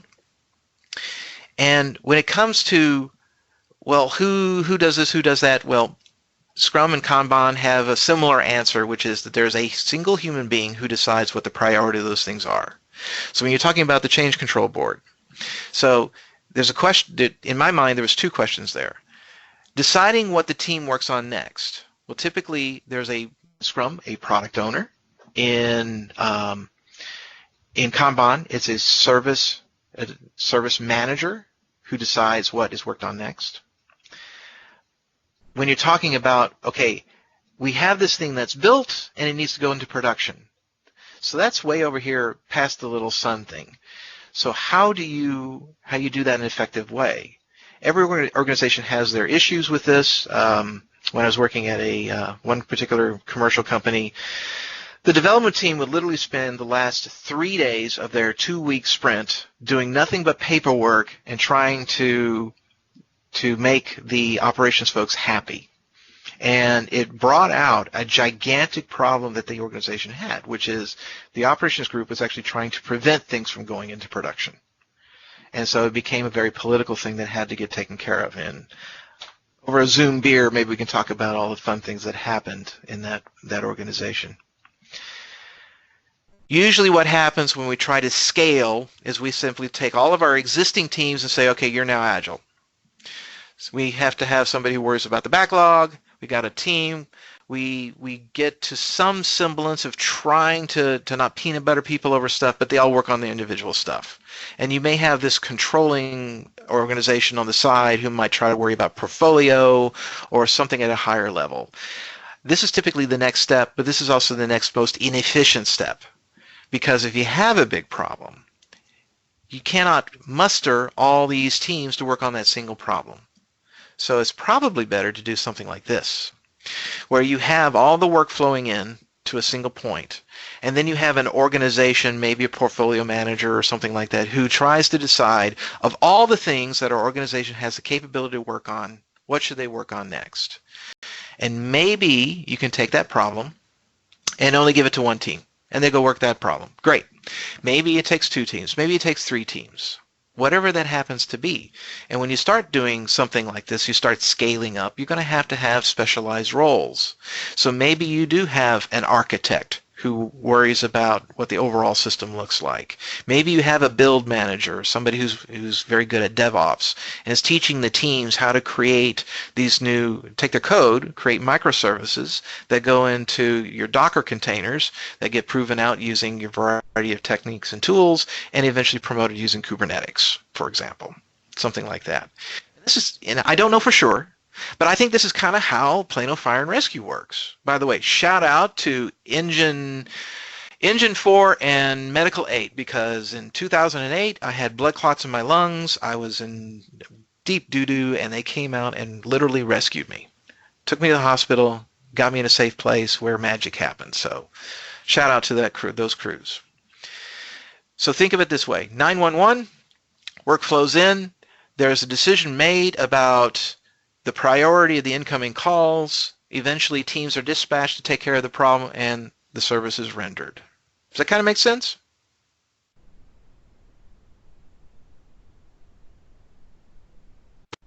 Yes. Cool beans. So, what does Agile look like? At the team level, it's ultimately about forming teams. You build your backlogs. Those teams produce working, tested increments of the solution. At the organizational level, it's about creating a team-based organization. So going from silos of specialization to teams, cross-functional teams that have all the skills necessary to do the job. Yes, you may have one or two roles that are peanut buttered across the teams, but they're an advisory role. They're not on the critical path. If they're on the critical path, they should be dedicated. That may mean that people have to learn things that they haven't learned in the past. One of the classic things is a developer saying, I'm not writing tests. Actually, you are. Especially if you're using test-driven development, you're going to be writing automated unit tests from day one. If you're using, I hope you'll be using acceptance test-driven development. So the folks who used to be in the QA side of the house, they're actually writing things from the customer's point of view to prove out that the whole system reacts the way it should and go from there. Adaptive governance is the notion of creating a lightweight way of deciding what is to be built next. So you've got that long backlog on the left-hand side. They're the ones who decide where to spend the next round of money, the next tranche of money. Some people do 3-month rolling waves. Some people do sort of minimal incremental spending authorization, always deciding, I've only got $1 million to spend this next month. What is the next most valuable thing we can produce with that $1 million? So that means that the things that are going in to the build cycle have to be small. They have to be very discreet so that if we build this thing and put it in production, we can come back to it in 6 months to a year and add to it as it becomes the next most important thing. So there's a lot of work that needs to take place on the governance side of the house, and not in terms of how we allocate money out, but also how do we get things sashimi, nice and thin, nice and small, so that it can go out in a meaningful way. And then, of course, metrics. Stop measuring things that don't count, like the velocity of teams, but measure things that do count. Lead time. From the citizen's point of view, how long does it take from a request to go in until it's actually in production? What is that time? What is the quality of that service? Internal and external. Internal to me is what the development team sees. Is it of high quality? Can we easily maintain it? Does it break all the time? Do we have to rubber band it together, put on duct tape to keep it in service? Or is it solid code? Is it really good high quality code that will last for the lifetime of the service? From an external point of view, are customers happy with it? NPS. Do y'all know what NPS is? May give me a sign, thumbs up, thumbs down. Do y'all know what NPS is? Net Promoter Score. Okay, thank you. Thank you. So Net Promoter Score, if you've ever gone and filled out a survey that said on a scale of 0 to 10, would you recommend this product or service to somebody? To a friend or colleague. That is Net Promoter Score. So they take the 9s and 10s and they put that in one bucket, and they take the 6s and belows and put that in another bucket. So you got the people who are your proponents, and you got your detractors, and you take percentages of those and take the difference between them. And if you have a very large Net Promoter Score, it means you got a whole bunch of people who are saying this is a great product or service, I would recommend it, versus a whole bunch of people who are dissatisfied with it. That's your 6s and belows. And so Net Promoter Score has become very popular in commercial businesses to understand, do people really do enjoy the product or service that we're providing or not? And so everyone should be doing something. Maybe it's Net Promoter Score, maybe it's a 1 to 5 scale, who cares?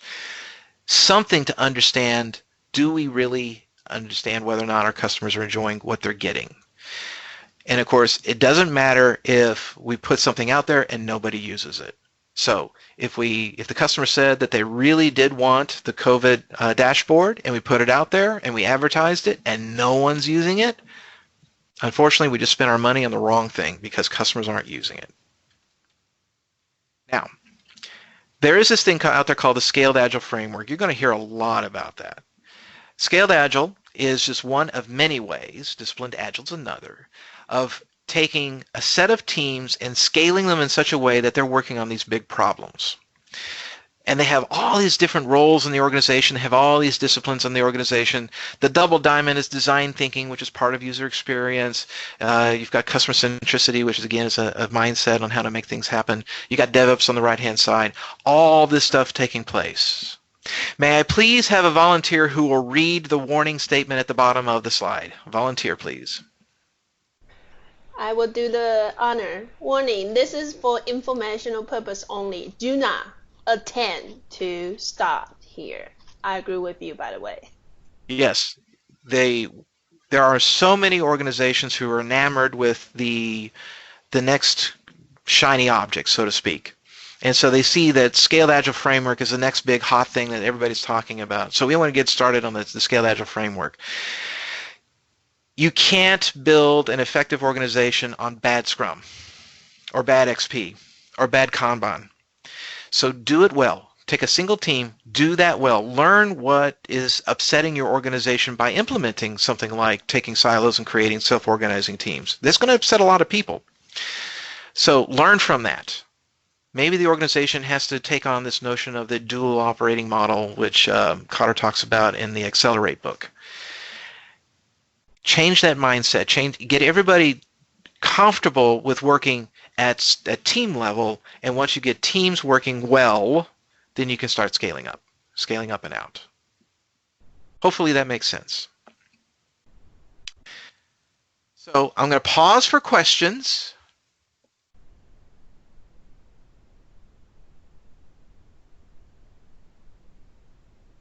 Okay, hearing none, I'm going to put 5 minutes on the timer. And yes, there's a problem with my Microsoft account. Good grief. I'm going to try to find the timer. Where the heck did my timer go? And I'll give you guys 5 minutes to do whatever you need to do. We'll be back in 5. Thank you, Red. Talk to you in a few. Talk to you in a few. What about change control? And Jason, you said you had some insight? Are you back on the line? James, actually. Hey, I'm sorry, Red, James. back. So the only insight that I wanted to provide is that ITIL version 3 change is what we're currently doing in technology services. I'm certified in ITIL version 3 2011 update. ITIL version 4 came out, I believe it was the beginning of this year, either late last year or beginning of this year. I think that there's at least one person in the group here that has gotten that certification. I've taken the training but haven't sit for the test yet. I do plan on getting certified in version 4. Version 4 has something called a service value chain. It is much more adapted to agile methodology than the version 3 is. Version 3 is very rigid as far as change management is concerned. Mm-hmm. So as we go forward, I'm going to try to move towards version 4, which will be much more friendly to this sort. No, it's chain, not train. You had it right the first time. Because Safe Agile, they have the Agile release trend, so. So I just want to toss that out there, that our current environment is set up with version 3. As the IT world transitions to version 4, which I'm going to try to push for, technology services to push for, it'll work much better with all of this stuff than the current environment is. So I just want to toss that out there, but you can answer the question how it currently is if you would like to. Thank you, Jane. Yeah, so my experience is that the notion that you have your test environment, you've got like a pre-prod environment, and then you got your production environment. You maybe have got 2 production environments you can toggle between. That's definitely based upon the old monolithic style applications. And as we move towards microservices, really changing the way the software is architected to make it easier to only implement just little pieces, and then using modern tools like packaging and promotion using automation, because of the testing that's inherent in all of that. If you do that, then it's sort of we're getting closer and closer to that ideal state when DevOps is really able to perform well. So I love the idea that ITIL is continuing to evolve over time, and I think we're going to see these, the need for control and the need for speed. These are always going to be pushing at each other or pulling at each other, and so it's just a question of what has to change so that we are progressing. And what I think one of the things that, and I know this is heretical, but I'm going to say it anyway. I think one of the things that having something like a PMBOK or any other standards document says is that we tend to say, okay, all we have to do is follow this document and we'll be perfect forever. And that is simply not true. The world is changing too radically. So what you should do is say, this is a set of practices we can try. Let's try it for now. And then, based upon what we learn, get better. So we don't use any of these, whether it's PMBOK or ITIL, even SAFE, we don't use these things as a barrier. Instead, we say, this is the minimum. We start here. We start with exceptional quality, sustainable pace, customer satisfaction. Now, how do we progress from here? How do we make the lead time smaller and smaller so that we continue to serve our customers better? Does that make sense? Yeah, that makes sense. But just want to a side note before you start, Red. That's why City of Plano is a city of excellency, because we are always improving, continuous improvement. Excellent. Echo back. Okay. So we're going to talk about Scrum, then we're going to talk about Kanban. We'll see how far we get into this hour. So Scrum, basically what happened is Jeff Sutherland was working at a bank and was like, okay, this sucks. What we're doing here sucks. I want to find a better way of doing things. So they looked in the literature. They found this article in the 1986 version of the Harvard Business Review, something called the new product development game. And it talked about how teams who are doing very well at creating new products, what they typically did is they worked together and they scrummed. They were able to, using the analogy from rugby, the team gets together and they advance the ball down the field using a scrum technique. And so Sutherland said, that seems like a neat idea. And that's where he broke up the silos, created self-organizing teams, and moved the problem down the field. And it evolved and whatnot. The point here is that Scrum is not yesterday's news. It started in 1995. There's a 19-page guide which outlines the framework for Scrum, which is totally free, and is being continually updated. So what's the difference between a framework and a detailed process manual? A framework's only 19 pages. Has the basic rules. These are the roles. These are the events, otherwise known as meetings. And these are the basic artifacts that you have. And these are the very basic things. Versus somebody like Ken Rubins, who said, this is how I do Scrum. And he's got a 500-page book out of it. It's a very good book, by the way. So Scrum started in software, but it's not limited to software. So Scrum is being used in hardware development. WikiSpeed, that's 100 mile per gallon car. They're actually using it to build that jet fighter, the Griffin. Saab Aircraft Corporation is using it, Scrum, on a daily basis to build their airplane.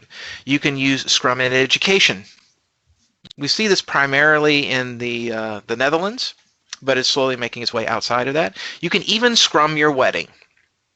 So there's a whole website out there to help you Scrum your wedding. There's another one that lets you Kanban your wedding. There are exactly 3 roles in Scrum. The product owner is the one who says, this is what we need to build. These are for whom we're building it, why we're building it. They prioritize, they take the big problem, they sashimi it into itty-bitty little pieces, and then decide which of those pieces are going to be built first, second, third.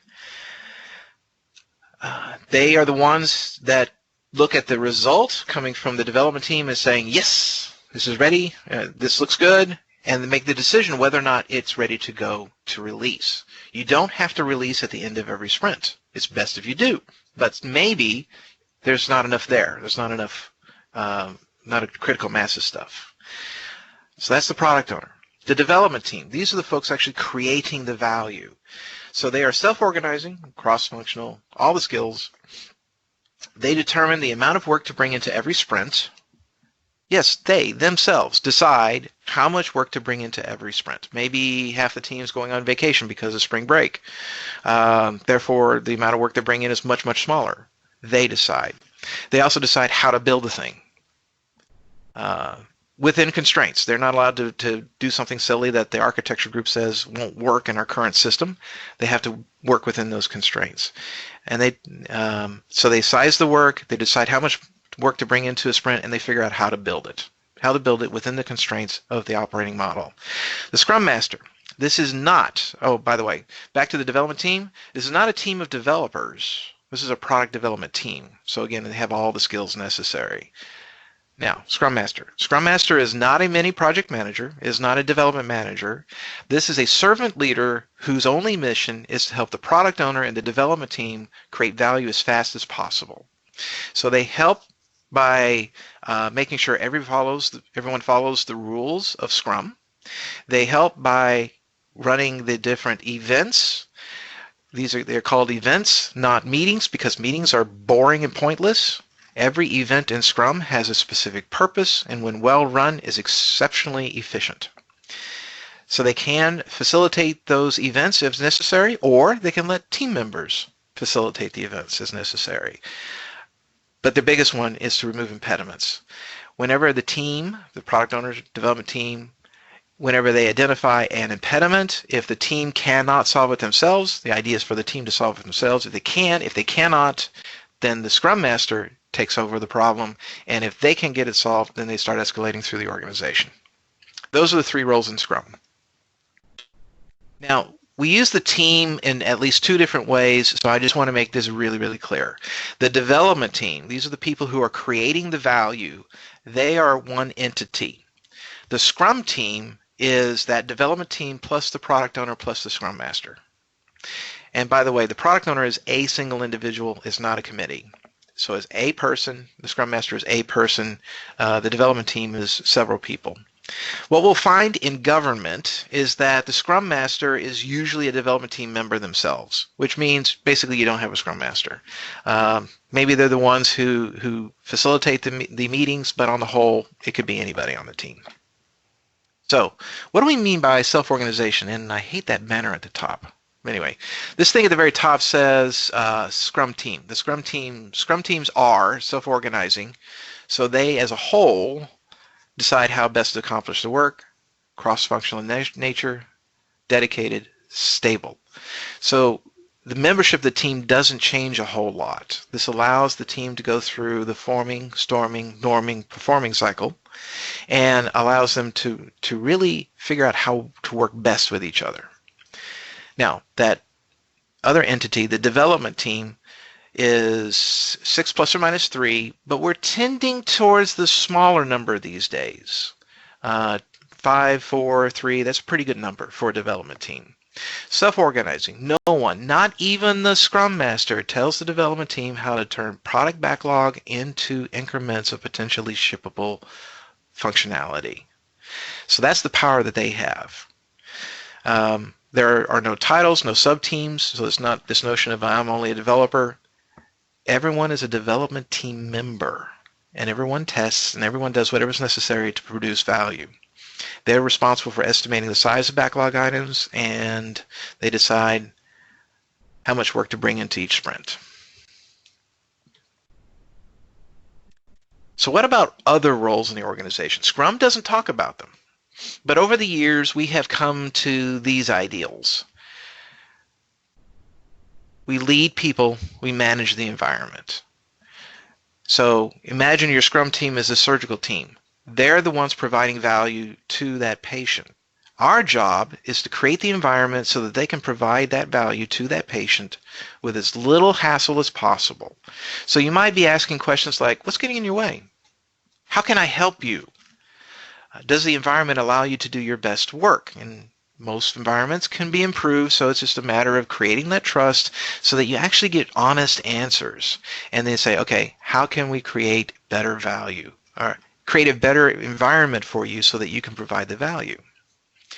In many organizations, technical excellence is not well defined. So I encourage leadership in the organization to say, when we talk about what a great architecture, a great system looks like, it looks like this. Define what that is. Gives the team something to aspire to and work towards. And then give them the capacity to make that happen.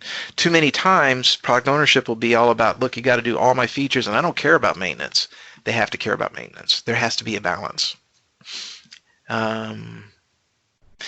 And sometimes managers are like, look, I have to know what's going on because of the way I have to report things. Well, A, that's a problem in the organization. B, there's easier ways of getting that information other than bugging the team through like a staff meeting or something like that. Ask the product owner for the roadmap so you can see what's to be delivered first, second, third, and then attend all the sprint reviews and see what's going on. And then, I didn't put this on here, but I probably should. Once the stuff goes into production, figure out what the quality looks like. Did the team create quality code? Are there a bunch of tickets coming in on it? Do a customer satisfaction survey. Is the world happy with the work product? And if they're not, figure out how to fix it. Give that information to the product owner and let them feed it into the system. I am a gigantic believer in this. 85% of a worker's effectiveness is determined by the system or environment they work in. Only 15% by their own skill. And we usually see the misbehaviors because of the reward system that's around them. They're rewarded for heroism, not for teamwork. Well, that's a problem. Fix the system so that you're rewarding teamwork, not heroism. Many organizations, IT especially, is rewarded for cost containment, not for delivery. So it's almost like we got the whole idea backwards. We're more worried about the dollars being spent rather than the value being created. We should be looking at it the other way around. We should be looking at it like the weekly sitcom. Are we creating a show that people want to watch? Leadership's biggest job is to grow the team's capacity. A team only has X amount of capacity. Let's call it a pail. And you can only fill it so full before it overflows. So given that, how do we make the pail bigger? Well, first of all, use Pareto. Only build those things that absolutely need to be built. Not because somebody wants it, but because there's actually a need for it. When they are building it, reduce waste. Take a look at the entire flow of the system and figure out what are the steps in the system to reduce waste. And then use better engineering practices. So maybe we used to build things this way, and research has shown that there's a better way of building things. So let's try it as an experiment. Let's see if it really does work for us. Maybe it worked for them, but it doesn't work for us. Let's try it out. Again, our buddies in Collin County, they have gone beyond pair programming to something called mob programming. Mob programming is an evolution of pair programming, where you get a bunch of people, and there's a very specific set of rules for mob programming. And this works extremely well for them. You get multiple people worrying about the problem. You got one person whose only job is to type stuff, and you pass the keyboard around, so it's not a big deal. This generates better code the first time, even though you got a whole bunch of people there.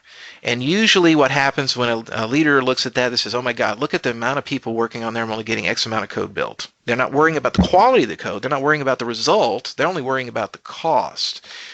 Worrying about the wrong thing. You're worrying about the runners, not the baton. You should be watching the baton, which is the problem to be solved. Are we getting the problem to be solved out there as fast as possible? It may look like people are idle. It may look like we've got too many people working on the problem, but the result is, if we're focused on delivery, make that primary, and then work on the other issues as secondary to that, you'll actually produce higher quality, far more effective results than if you were to just be constantly squeezing costs. So it's about the baton, it's not about the runners.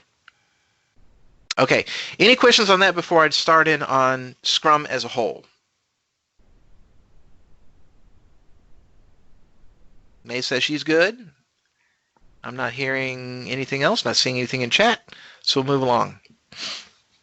You give people like 5 seconds, maybe, right? Yeah. I got 1, 2, 3, 4, 5. See, you must be an amazing, amazing trainer to have no question at this moment. But Yeah. if the team has any question, please send it to me after this presentation, and I will send it to Red to see if Red can answer those Or we can after. do it, or we can do another lunch and learn. That's not a big deal. Okay. So it all starts over here with the product backlog, that list of things that are to be done. Their diagram did not have something called a definition ready, which we're finding is very useful. What are the minimum standards for work that's ready to be done? You don't want half-cocked or half-specified work to come in. So what do those things look like? Come up with a definition ready. During sprint planning, the team decides how much work to bring into the sprint. From that, they generate their sprint goal and their sprint backlog. Sprint backlog is always a subset of the product backlog. They then start the work. Every day, they get together to decide how they're going to get things done. In the past, you may have heard about the 3 questions. The latest revision, actually I think the last 2 revisions of the Scrum Guide, the 3 questions are now optional. Why? Because there are better ways of finding out what is the plan for today to get stuff done. And really that's the only thing that we need to worry about. What's the plan for today to get stuff done as a team to reach our sprint goal? If we know what our goal is, then we can come up with our plan for today based upon the backlog of stuff. So we start building it. At the end of the sprint, those things that meet our definition of done, they meet our quality criteria, those go into the sprint review. That product increment that we've created is shown off at the sprint review and we receive feedback. Maybe it's product feedback, which then goes to the product backlog. We then proceed into the sprint retrospective where we talk about, well, based upon all that we've learned, how can we get better? Now, many teams that start out, when we get into the retrospective, there's just too many things to think about. So I like to have a very straightforward list. Did we deliver? If we didn't deliver, let's retro on that. If we delivered but the customer's not satisfied, let's retro on that. If we deliver and the customer's happy but we have some questions about quality, let's retro on that. How can we get better at delivering a higher quality product, internal and external, and so on and so forth. The last thing in the list is if everything's great, customer's happy, we're delivering exactly what we said we're going to, the team's happy, quality is outstanding, the question is how can we do this faster? What has to change so that we can get faster at delivery at high quality at sustainable pace? And that's where the improvement experiment comes in. That feeds into the next sprint. By the way, it's not optional. The latest version of the Scrum Guide says the Scrum team will conduct some sort of process improvement experiment every sprint. During the sprint, we're also looking to the future, trying to decide what's going to be built next. So of all the things over here in the product backlog that are probably not meeting our definition of ready, let's work on it to get it to ready. So up to 10% of the team's capacity is spent doing that work. This is usually where we find out that the product owners really don't know what they want.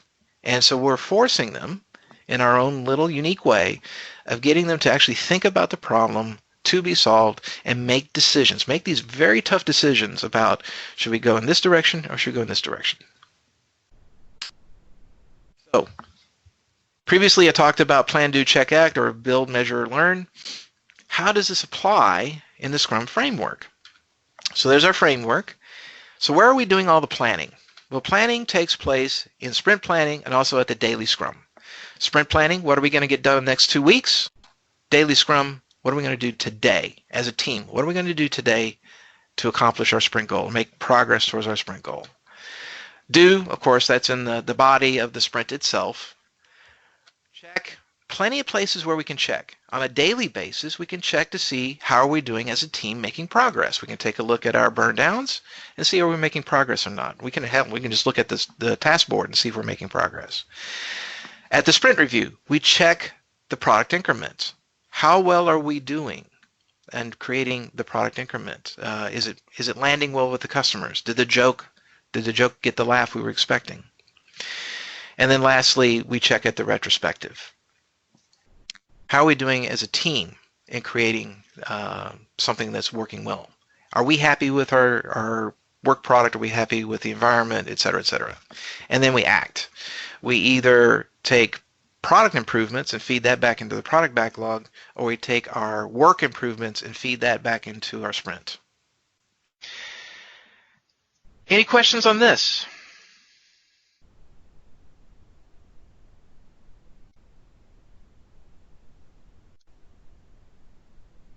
All right, hearing none, we'll proceed. So, for those of you new to Scrum, I like to use the calendar to represent what a 2-week sprint looks like. 2 weeks is fairly comfortable for most teams. Some teams are going to 1 week, but let's stick with 2. I like to start sprint planning on either a Wednesday or a Thursday. That allows us to end on a Tuesday. By starting on a Wednesday or Thursday, we're going to complete on a Tuesday or Wednesday. That avoids Mondays and Fridays. We got lots of holidays on Mondays and Fridays. There are things happening on Fridays. People take a day off to have a long weekend, whatever. Okay, so we got our bookends. Every day is our daily Scrum, our daily planning meeting to decide how we're going to take the highest priority backlog items as a team and get it done as fast as possible. We reserve some time, and I like to do that not in the first part of the sprint, not in the last part of the sprint. I like to do it sort of towards the middle, when we're sort of getting into the groove of this particular sprint, and decide, okay, let's work with the product owner and whoever else we need to get in touch with to get backlog refined for the next sprint or next 2 sprints. Pro tip: about halfway through the sprint, you've got an idea what you're actually going to have demonstratable at the sprint review. So start thinking about who do we need to invite? What are we going to show? What data do we need to have in place in order to show off working tested bits of the solution? Start coming up with your script. Start coming up with that plan. By the Friday before the end of the sprint, you would have your 2 to 3 sprints of ready backlog ready for the next sprint planning meeting. And every sprint, once the sprint ends, the next one begins immediately. Now, this is fairly idealized. Some folks will do their sprint reviews like in the morning on say Tuesdays, because that's the only time the stakeholders are available. You do what you got to do. But this is how you would typically make things work. Now, folks will say, wow, we got no breaks in here. If you're working at a sustainable pace, it's just like another day at the office. You just simply walk in. You gather as a team during the daily Scrum. What's our plan for today? How are we going to make this thing happen? And you go and do it. By the way, the plan for the day, that comes from the military. Just about every ship at sea, every squadron in the Air Force, they have a plan for today. So everybody is aligned on what are we going to accomplish today. Now, they don't have a sprint plan. They don't have a sprint goal. We do. We have a sprint goal that we're going to try to accomplish. So what is our plan for today to further accomplish our sprint goal? All right, questions on that?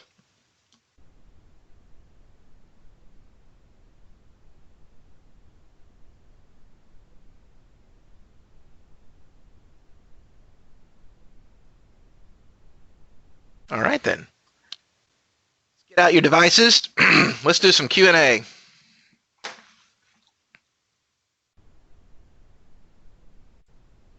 All right. Now, there's a bunch of questions here.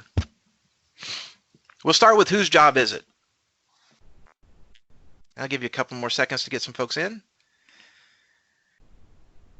5, 4, 3, 2, 1. Okay, let's go. So, whose job is it? Who estimates the size of items in the product backlog? Who estimates the size of items in the product backlog?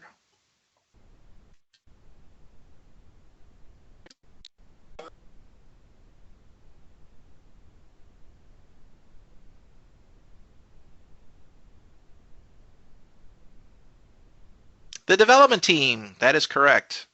The Scrum Master is a servant leader. They help the team in any way possible, but they sure as hell don't say what the size of these items are. And the product owner is typically not doing the work. The people doing the work get to do the estimates. Next item. Who ensures impediments are removed? Who ensures impediments are removed?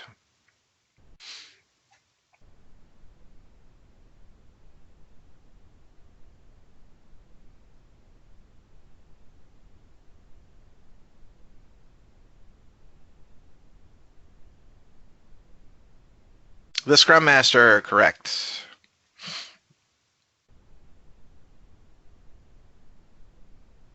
Who assigns tasks to development team members? Who assigns tasks to development team members?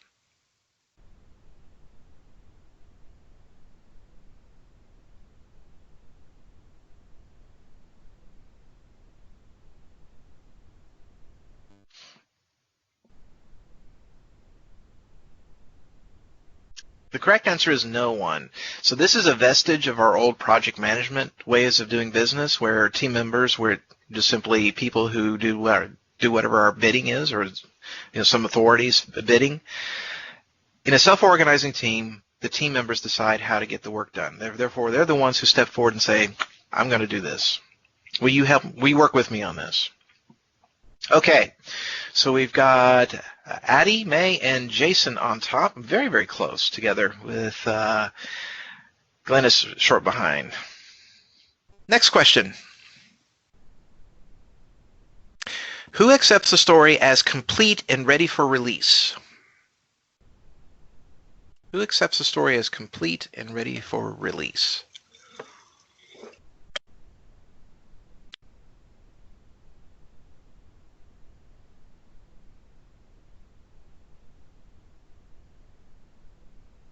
The product owner. And I'm assuming if you have any questions, you'll stop me and we can discuss. Who keeps stakeholders informed? I didn't talk about this, but this is a direct result of one of the roles' responsibilities. One of the responsibilities of one of the roles.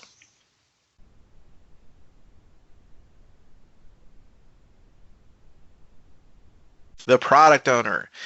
By their nature, the product owner owns the backlog, the ordering. They own the responsibility for keeping it visible. Therefore, they get to talk to stakeholders about it. We're not going to do the telephone game where it goes through an intermediary who takes care of that. Remember, the Scrum Master is not a project manager. The Scrum Master is a servant leader to help the product owner and the development team get value produced as fast as possible, least hassle as possible. I know, it's a completely different world, isn't it? And by the way, this is coming from a PMP. Who represents the business and customers? Who represents the business and customers?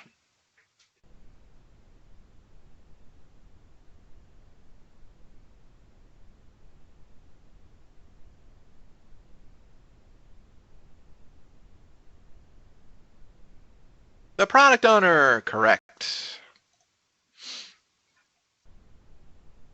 All right, May's taking the lead.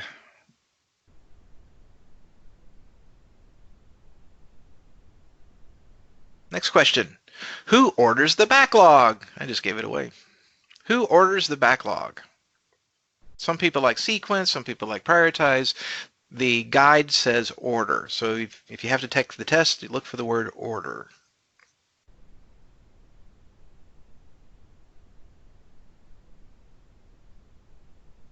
The product owner, correct.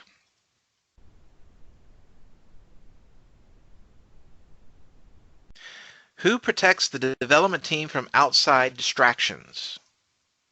Who protects those who are creating value from outside distractions?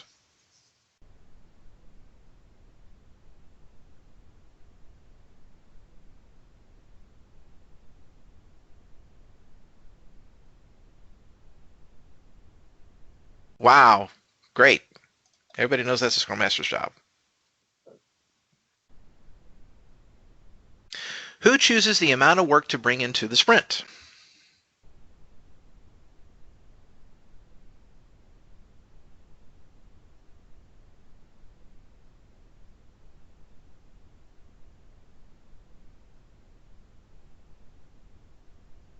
Who chooses the amount of work to bring into the sprint?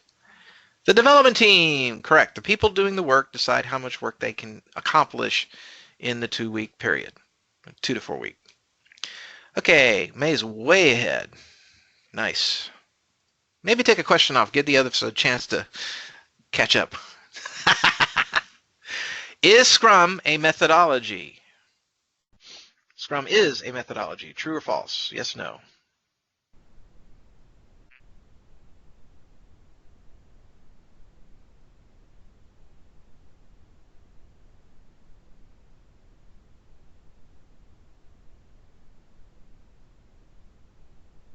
Scrum is not a methodology. It is a framework. Methodology is usually very thick, very heavy, doesn't allow a whole lot of room for customization, whereas a framework has basic sets of rules and responsibilities, and you adapt it to your situation. The product owner's job is to maximize the value of the work performed by the development team, in other words, the ROI. True or false? That is their job. Maximize the value of the work done.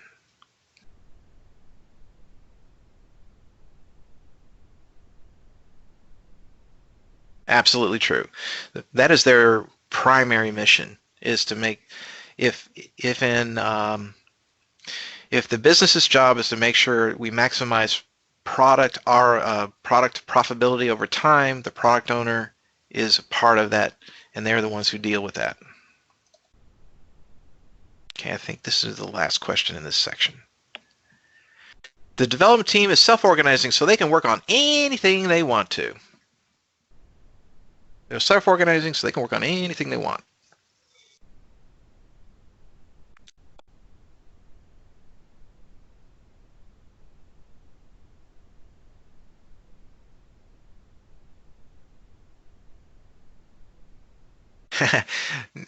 Just because they're self-organizing doesn't give them free rein. They work on the priorities as presented by the product owner within the constraints the organization has, but that's as far as it goes. Then they self-organize to figure out how to accomplish the work. And I think this is the last question for this section. Actually, not the last question for this section. Scrum allows a brief hiatus between sprints.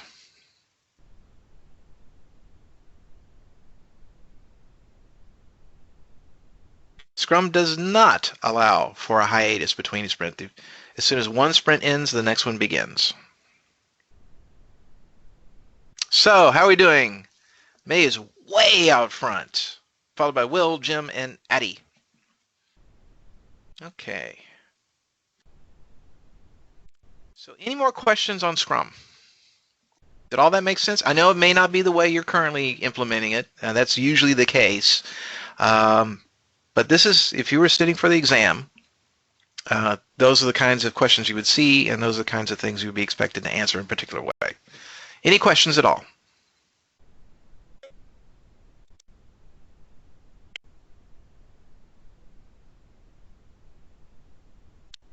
Okay. Let's talk about Kanban.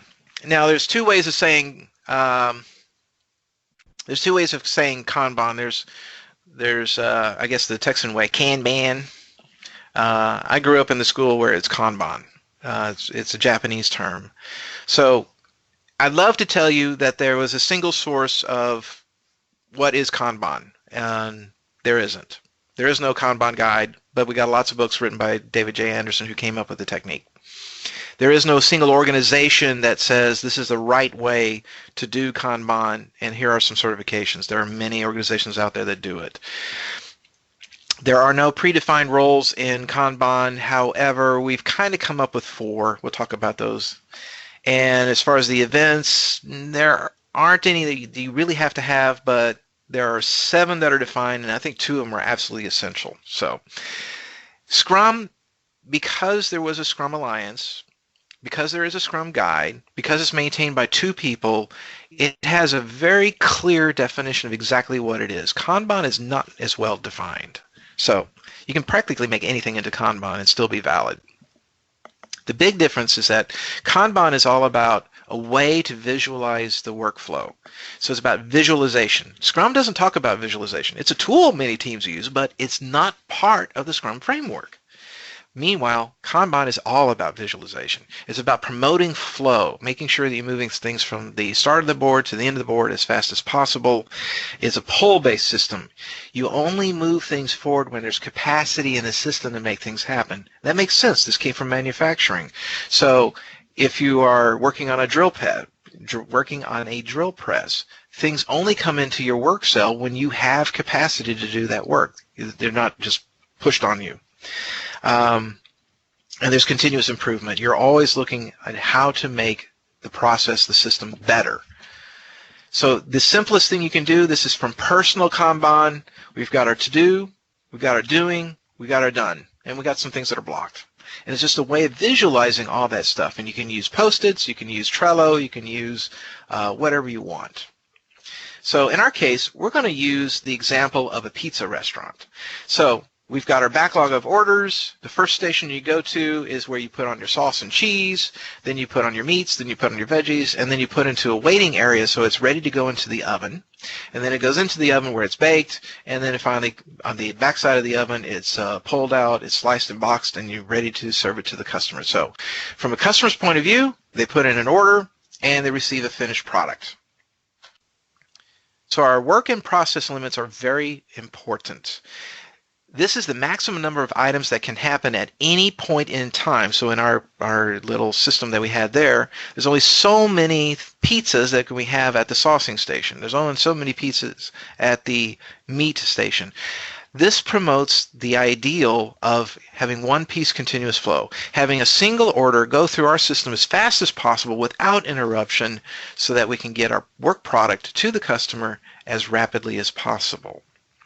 When the work and process limit is reached, what you would do if you're at that station where your work and process limit has been reached, go help somebody else.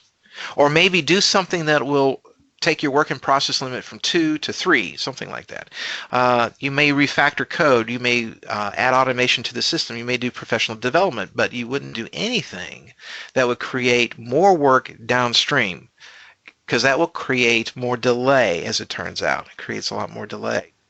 So the cool thing is, in this system, we can sort of see that there seems to be a bottleneck. There seems to be a bottleneck at the meat station because they're not progressing things down the line. Could also be that that's just where things are, but instead of just taking one and progressing it immediately to the veggies, somehow they're stacking at the meat station. So something weird is there. Now, they do have this concept of explicit policies. And what you would say is that the entry criteria for any given element of the Kanban flow is a set of entry criteria. This is where you build in quality at every step. So in order for there to be something coming into the sauce and cheese station, the order has to be whole and complete. It probably has to be paid for, all those sorts of things. So once that entry criteria has been met, you're cleared to go ahead and start creating the product. You can also use swim lanes to represent classes of service. So there's probably some emergency or expedite things that need to take place. There's also maybe fixed dates. And then there's just the normal class of service. And so you can segregate work by these 3 different levels. So you could be, working along and everything's normal, then all of a sudden you get an expedite.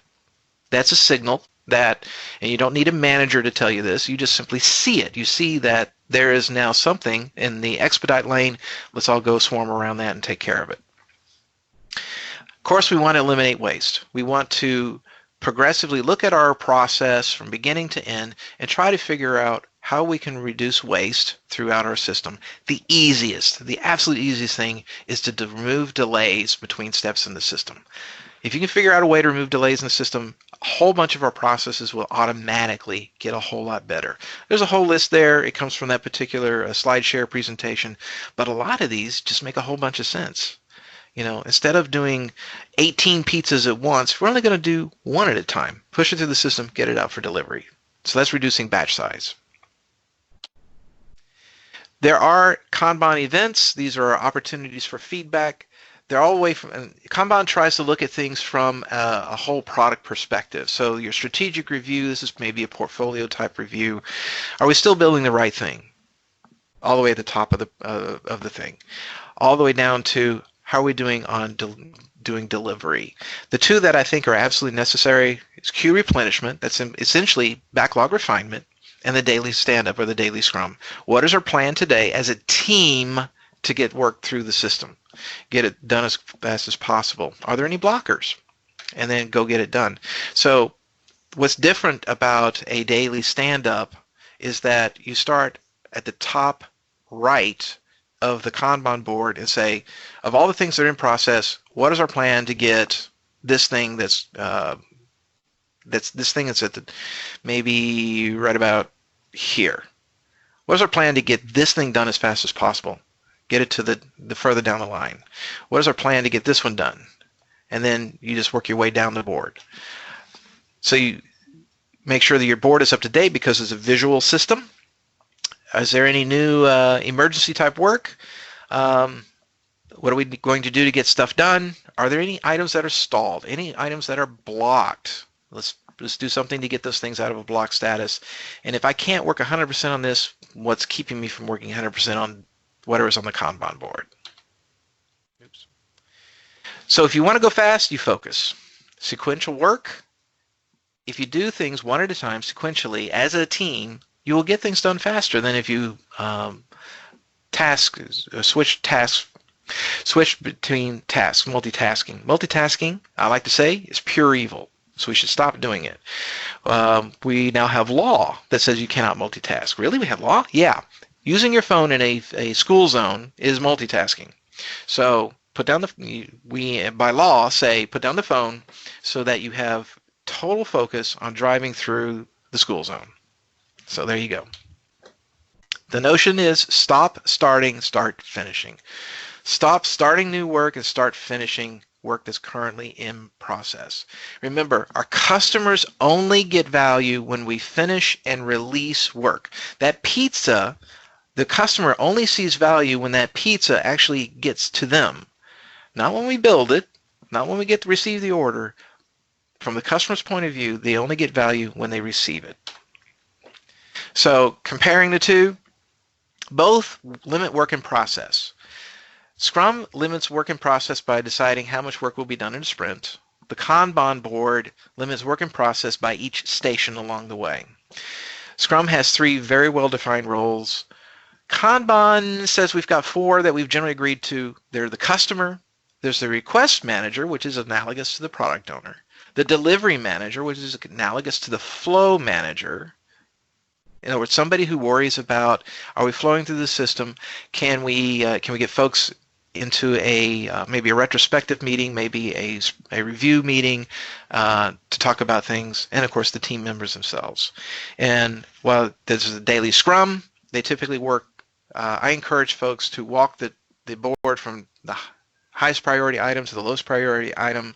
In the daily stand-up in Kanban, you're typically working from top right to lower left. Top right to lower left.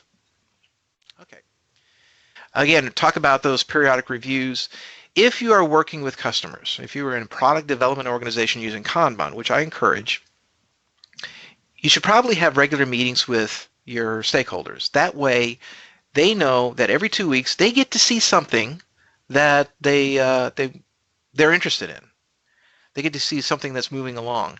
Likewise, retrospectives, have those, start with maybe every 2 weeks, have a retrospective. How can we reduce cycle time and lead time? Then maybe go to once a week, and then maybe you start doing it basically as part of your daily stand-up. Does anybody see any current waste in the system we need to go attack? Okay, let's create a card, put it on the board, and get it going. Okay? So that's Kanban in a nutshell. Any questions on that?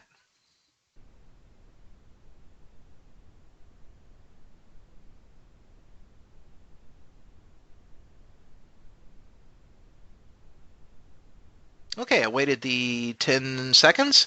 So you know what happens next. We get out our devices and we go over here to AHA Slides and answer a few questions. All right. How does Kanban prevent work over capacity? How do we prevent too much work from entering the system?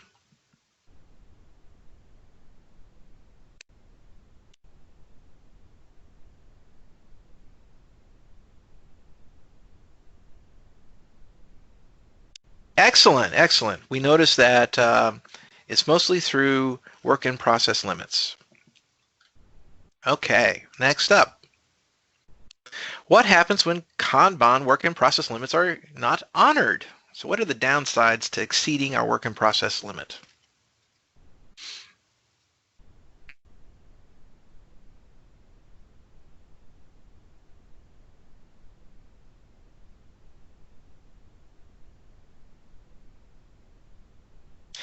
Yeah, it's kind of a tricky question. I'll make the answers a little clearer next time. The process will suffer from inefficiency because of the waiting. Basically, what happens if you're pushing more things downstream than it can possibly handle, then it typically leads to waiting, which is an inefficiency. Concurrent operations are slowed down. We don't want concurrent operations. We want to try to create that one-piece continuous flow. Next question. Which one of the following is not correct about a Kanban board? Columns. Not correct.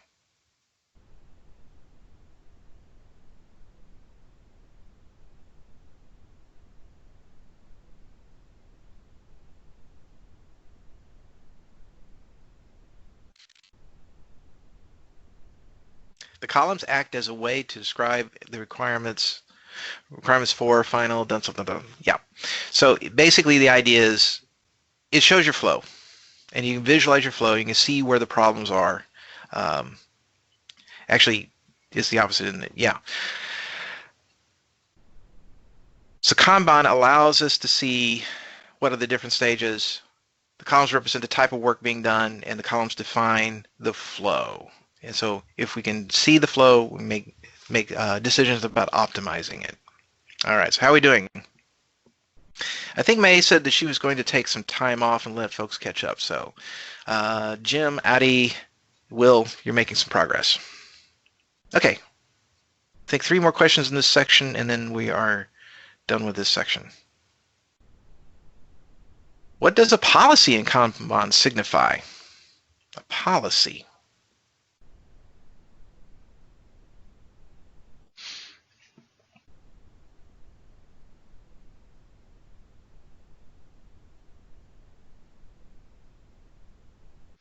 The prerequisites that must be fulfilled before an item can be placed in either a column or one of the swim lanes of the board. Yep.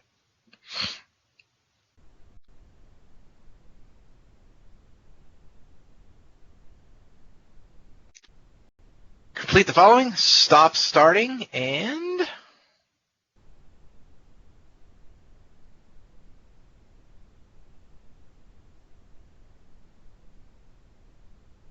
stop starting and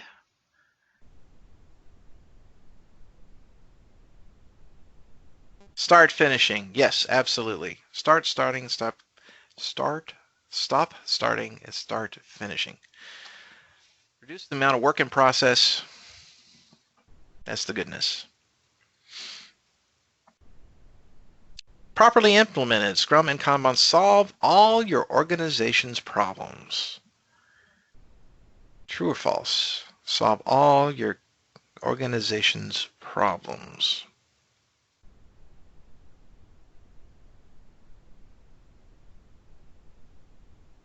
Correct. Glad to see that. They just simply highlight the problem.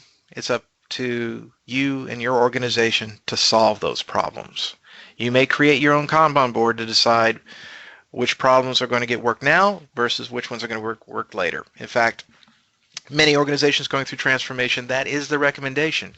Create a Kanban board with all your improvements, organizational improvements in one place. Okay, so it looks like we're getting really close to the top of the hour, so I want to go to the wrap-up section, which means our winner for today is May, who in second place got Audi, and third place is Zuko. Very nice. I'm so sorry, Ting. I should have even played, and I didn't play the last part. I'm so sorry. They may forgive you. Yes, just pretend I'm not there, and the first place actually is on. So the sections we're skipping over are backlog, user stories, estimation, and tracking. So we can certainly cover those in another lunch and learn or whatever you want to do. Okay. So at the beginning, I asked you to write down, what are your questions? How are we doing? Have we answered your questions?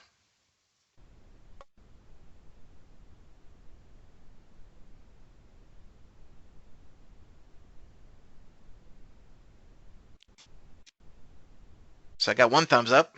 I got another thumbs up. Excellent. Hopefully this has been a good use of your time. So threw a lot of information at you. The good news is there's a bunch of communities that are around here to help you learn stuff.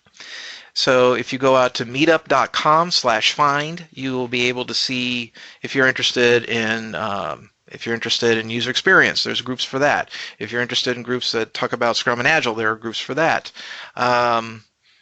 So these are the groups that I typically attend. The one that's bolded is the North Dallas Agile Product Owners.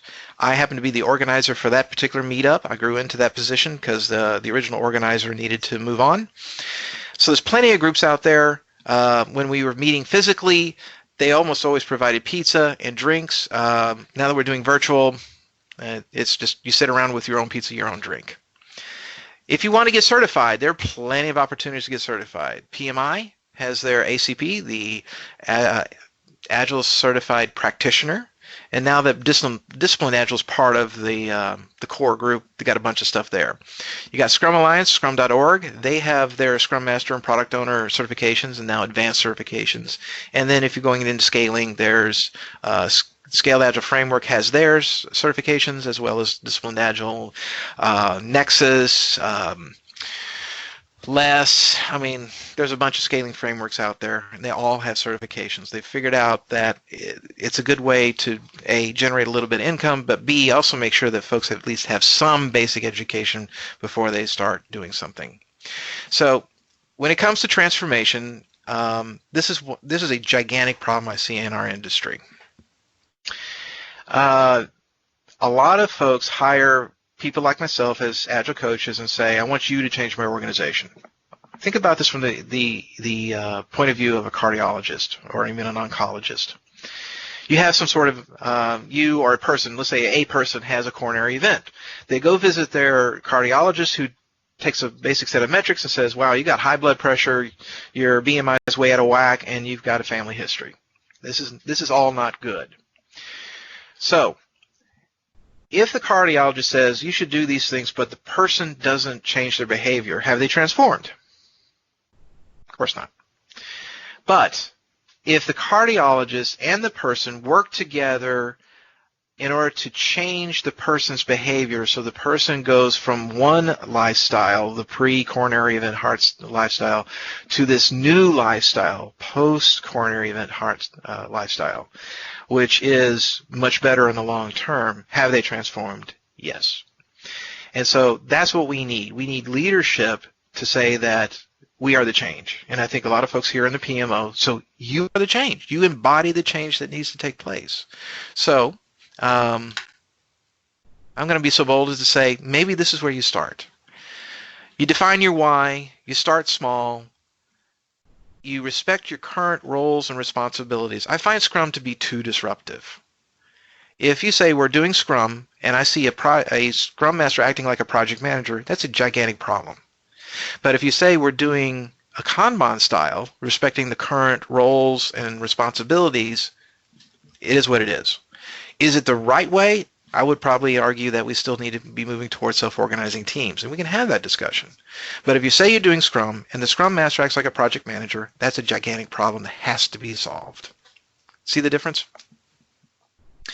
So a whole bunch of other stuff there. It talks about having a workshop on how we are going to intentionally implement the Agile principles. Don't just let these 3 slides, which talk about the Agile principles, go by. Be intentional. Be intentional about how we are going to do that. Be intentional, next column, be intentional about stop, starting, start, finishing. Be intentional about delivering value, making the delivery of value the centerpiece of our conversations, not just cost containment, not just green, yellow, red. Okay? If you do it right, every project will be green from here on. The only question is, are we delivering value? And is it landing in a way that customers find advantageous? Here's some advice on feedback. If you put something out there and the response is, change what you're doing. It's certainly not landing well. It takes courage to do this. It takes a lot of courage to stop doing something you had been planning on doing. But it's going to be important at the end of the day. At the end of the day, it's about delivering value, making sure that whatever budget we have for this month, we're always delivering the highest value for our audience, whoever that happens to be. So, what experiments will you run? And with that, I thank you for your time. It is straight up 12 noon. I hope you have a fantastic lunch and the rest of your day. And I thank you so much for working at the City of Plano because I love my city. Thank you so much, Brett, and we will definitely contact you and see if that's a lunch and learn session. And I see people are just being shy, so you can see they are there. They're just being shy, and I see a lot of thank you. So just a token of appreciation. We will have pizza together next time, okay? Sure. Yeah, I wish we were having this live and in person because there are so many cool exercises we could do, but we're limited by the technology. Yes. Cool. All right, cool. Have a I'll great send day. I'll send you the PDF of these slides here in just a few minutes, and you can Yes. distribute them. Thank you, Red, and have a great day. And thank you, everybody, being on the call. And I'm gonna talk to Bob later this afternoon. And I hope you guys have wonderful agile meeting or agile mindset this week. Have a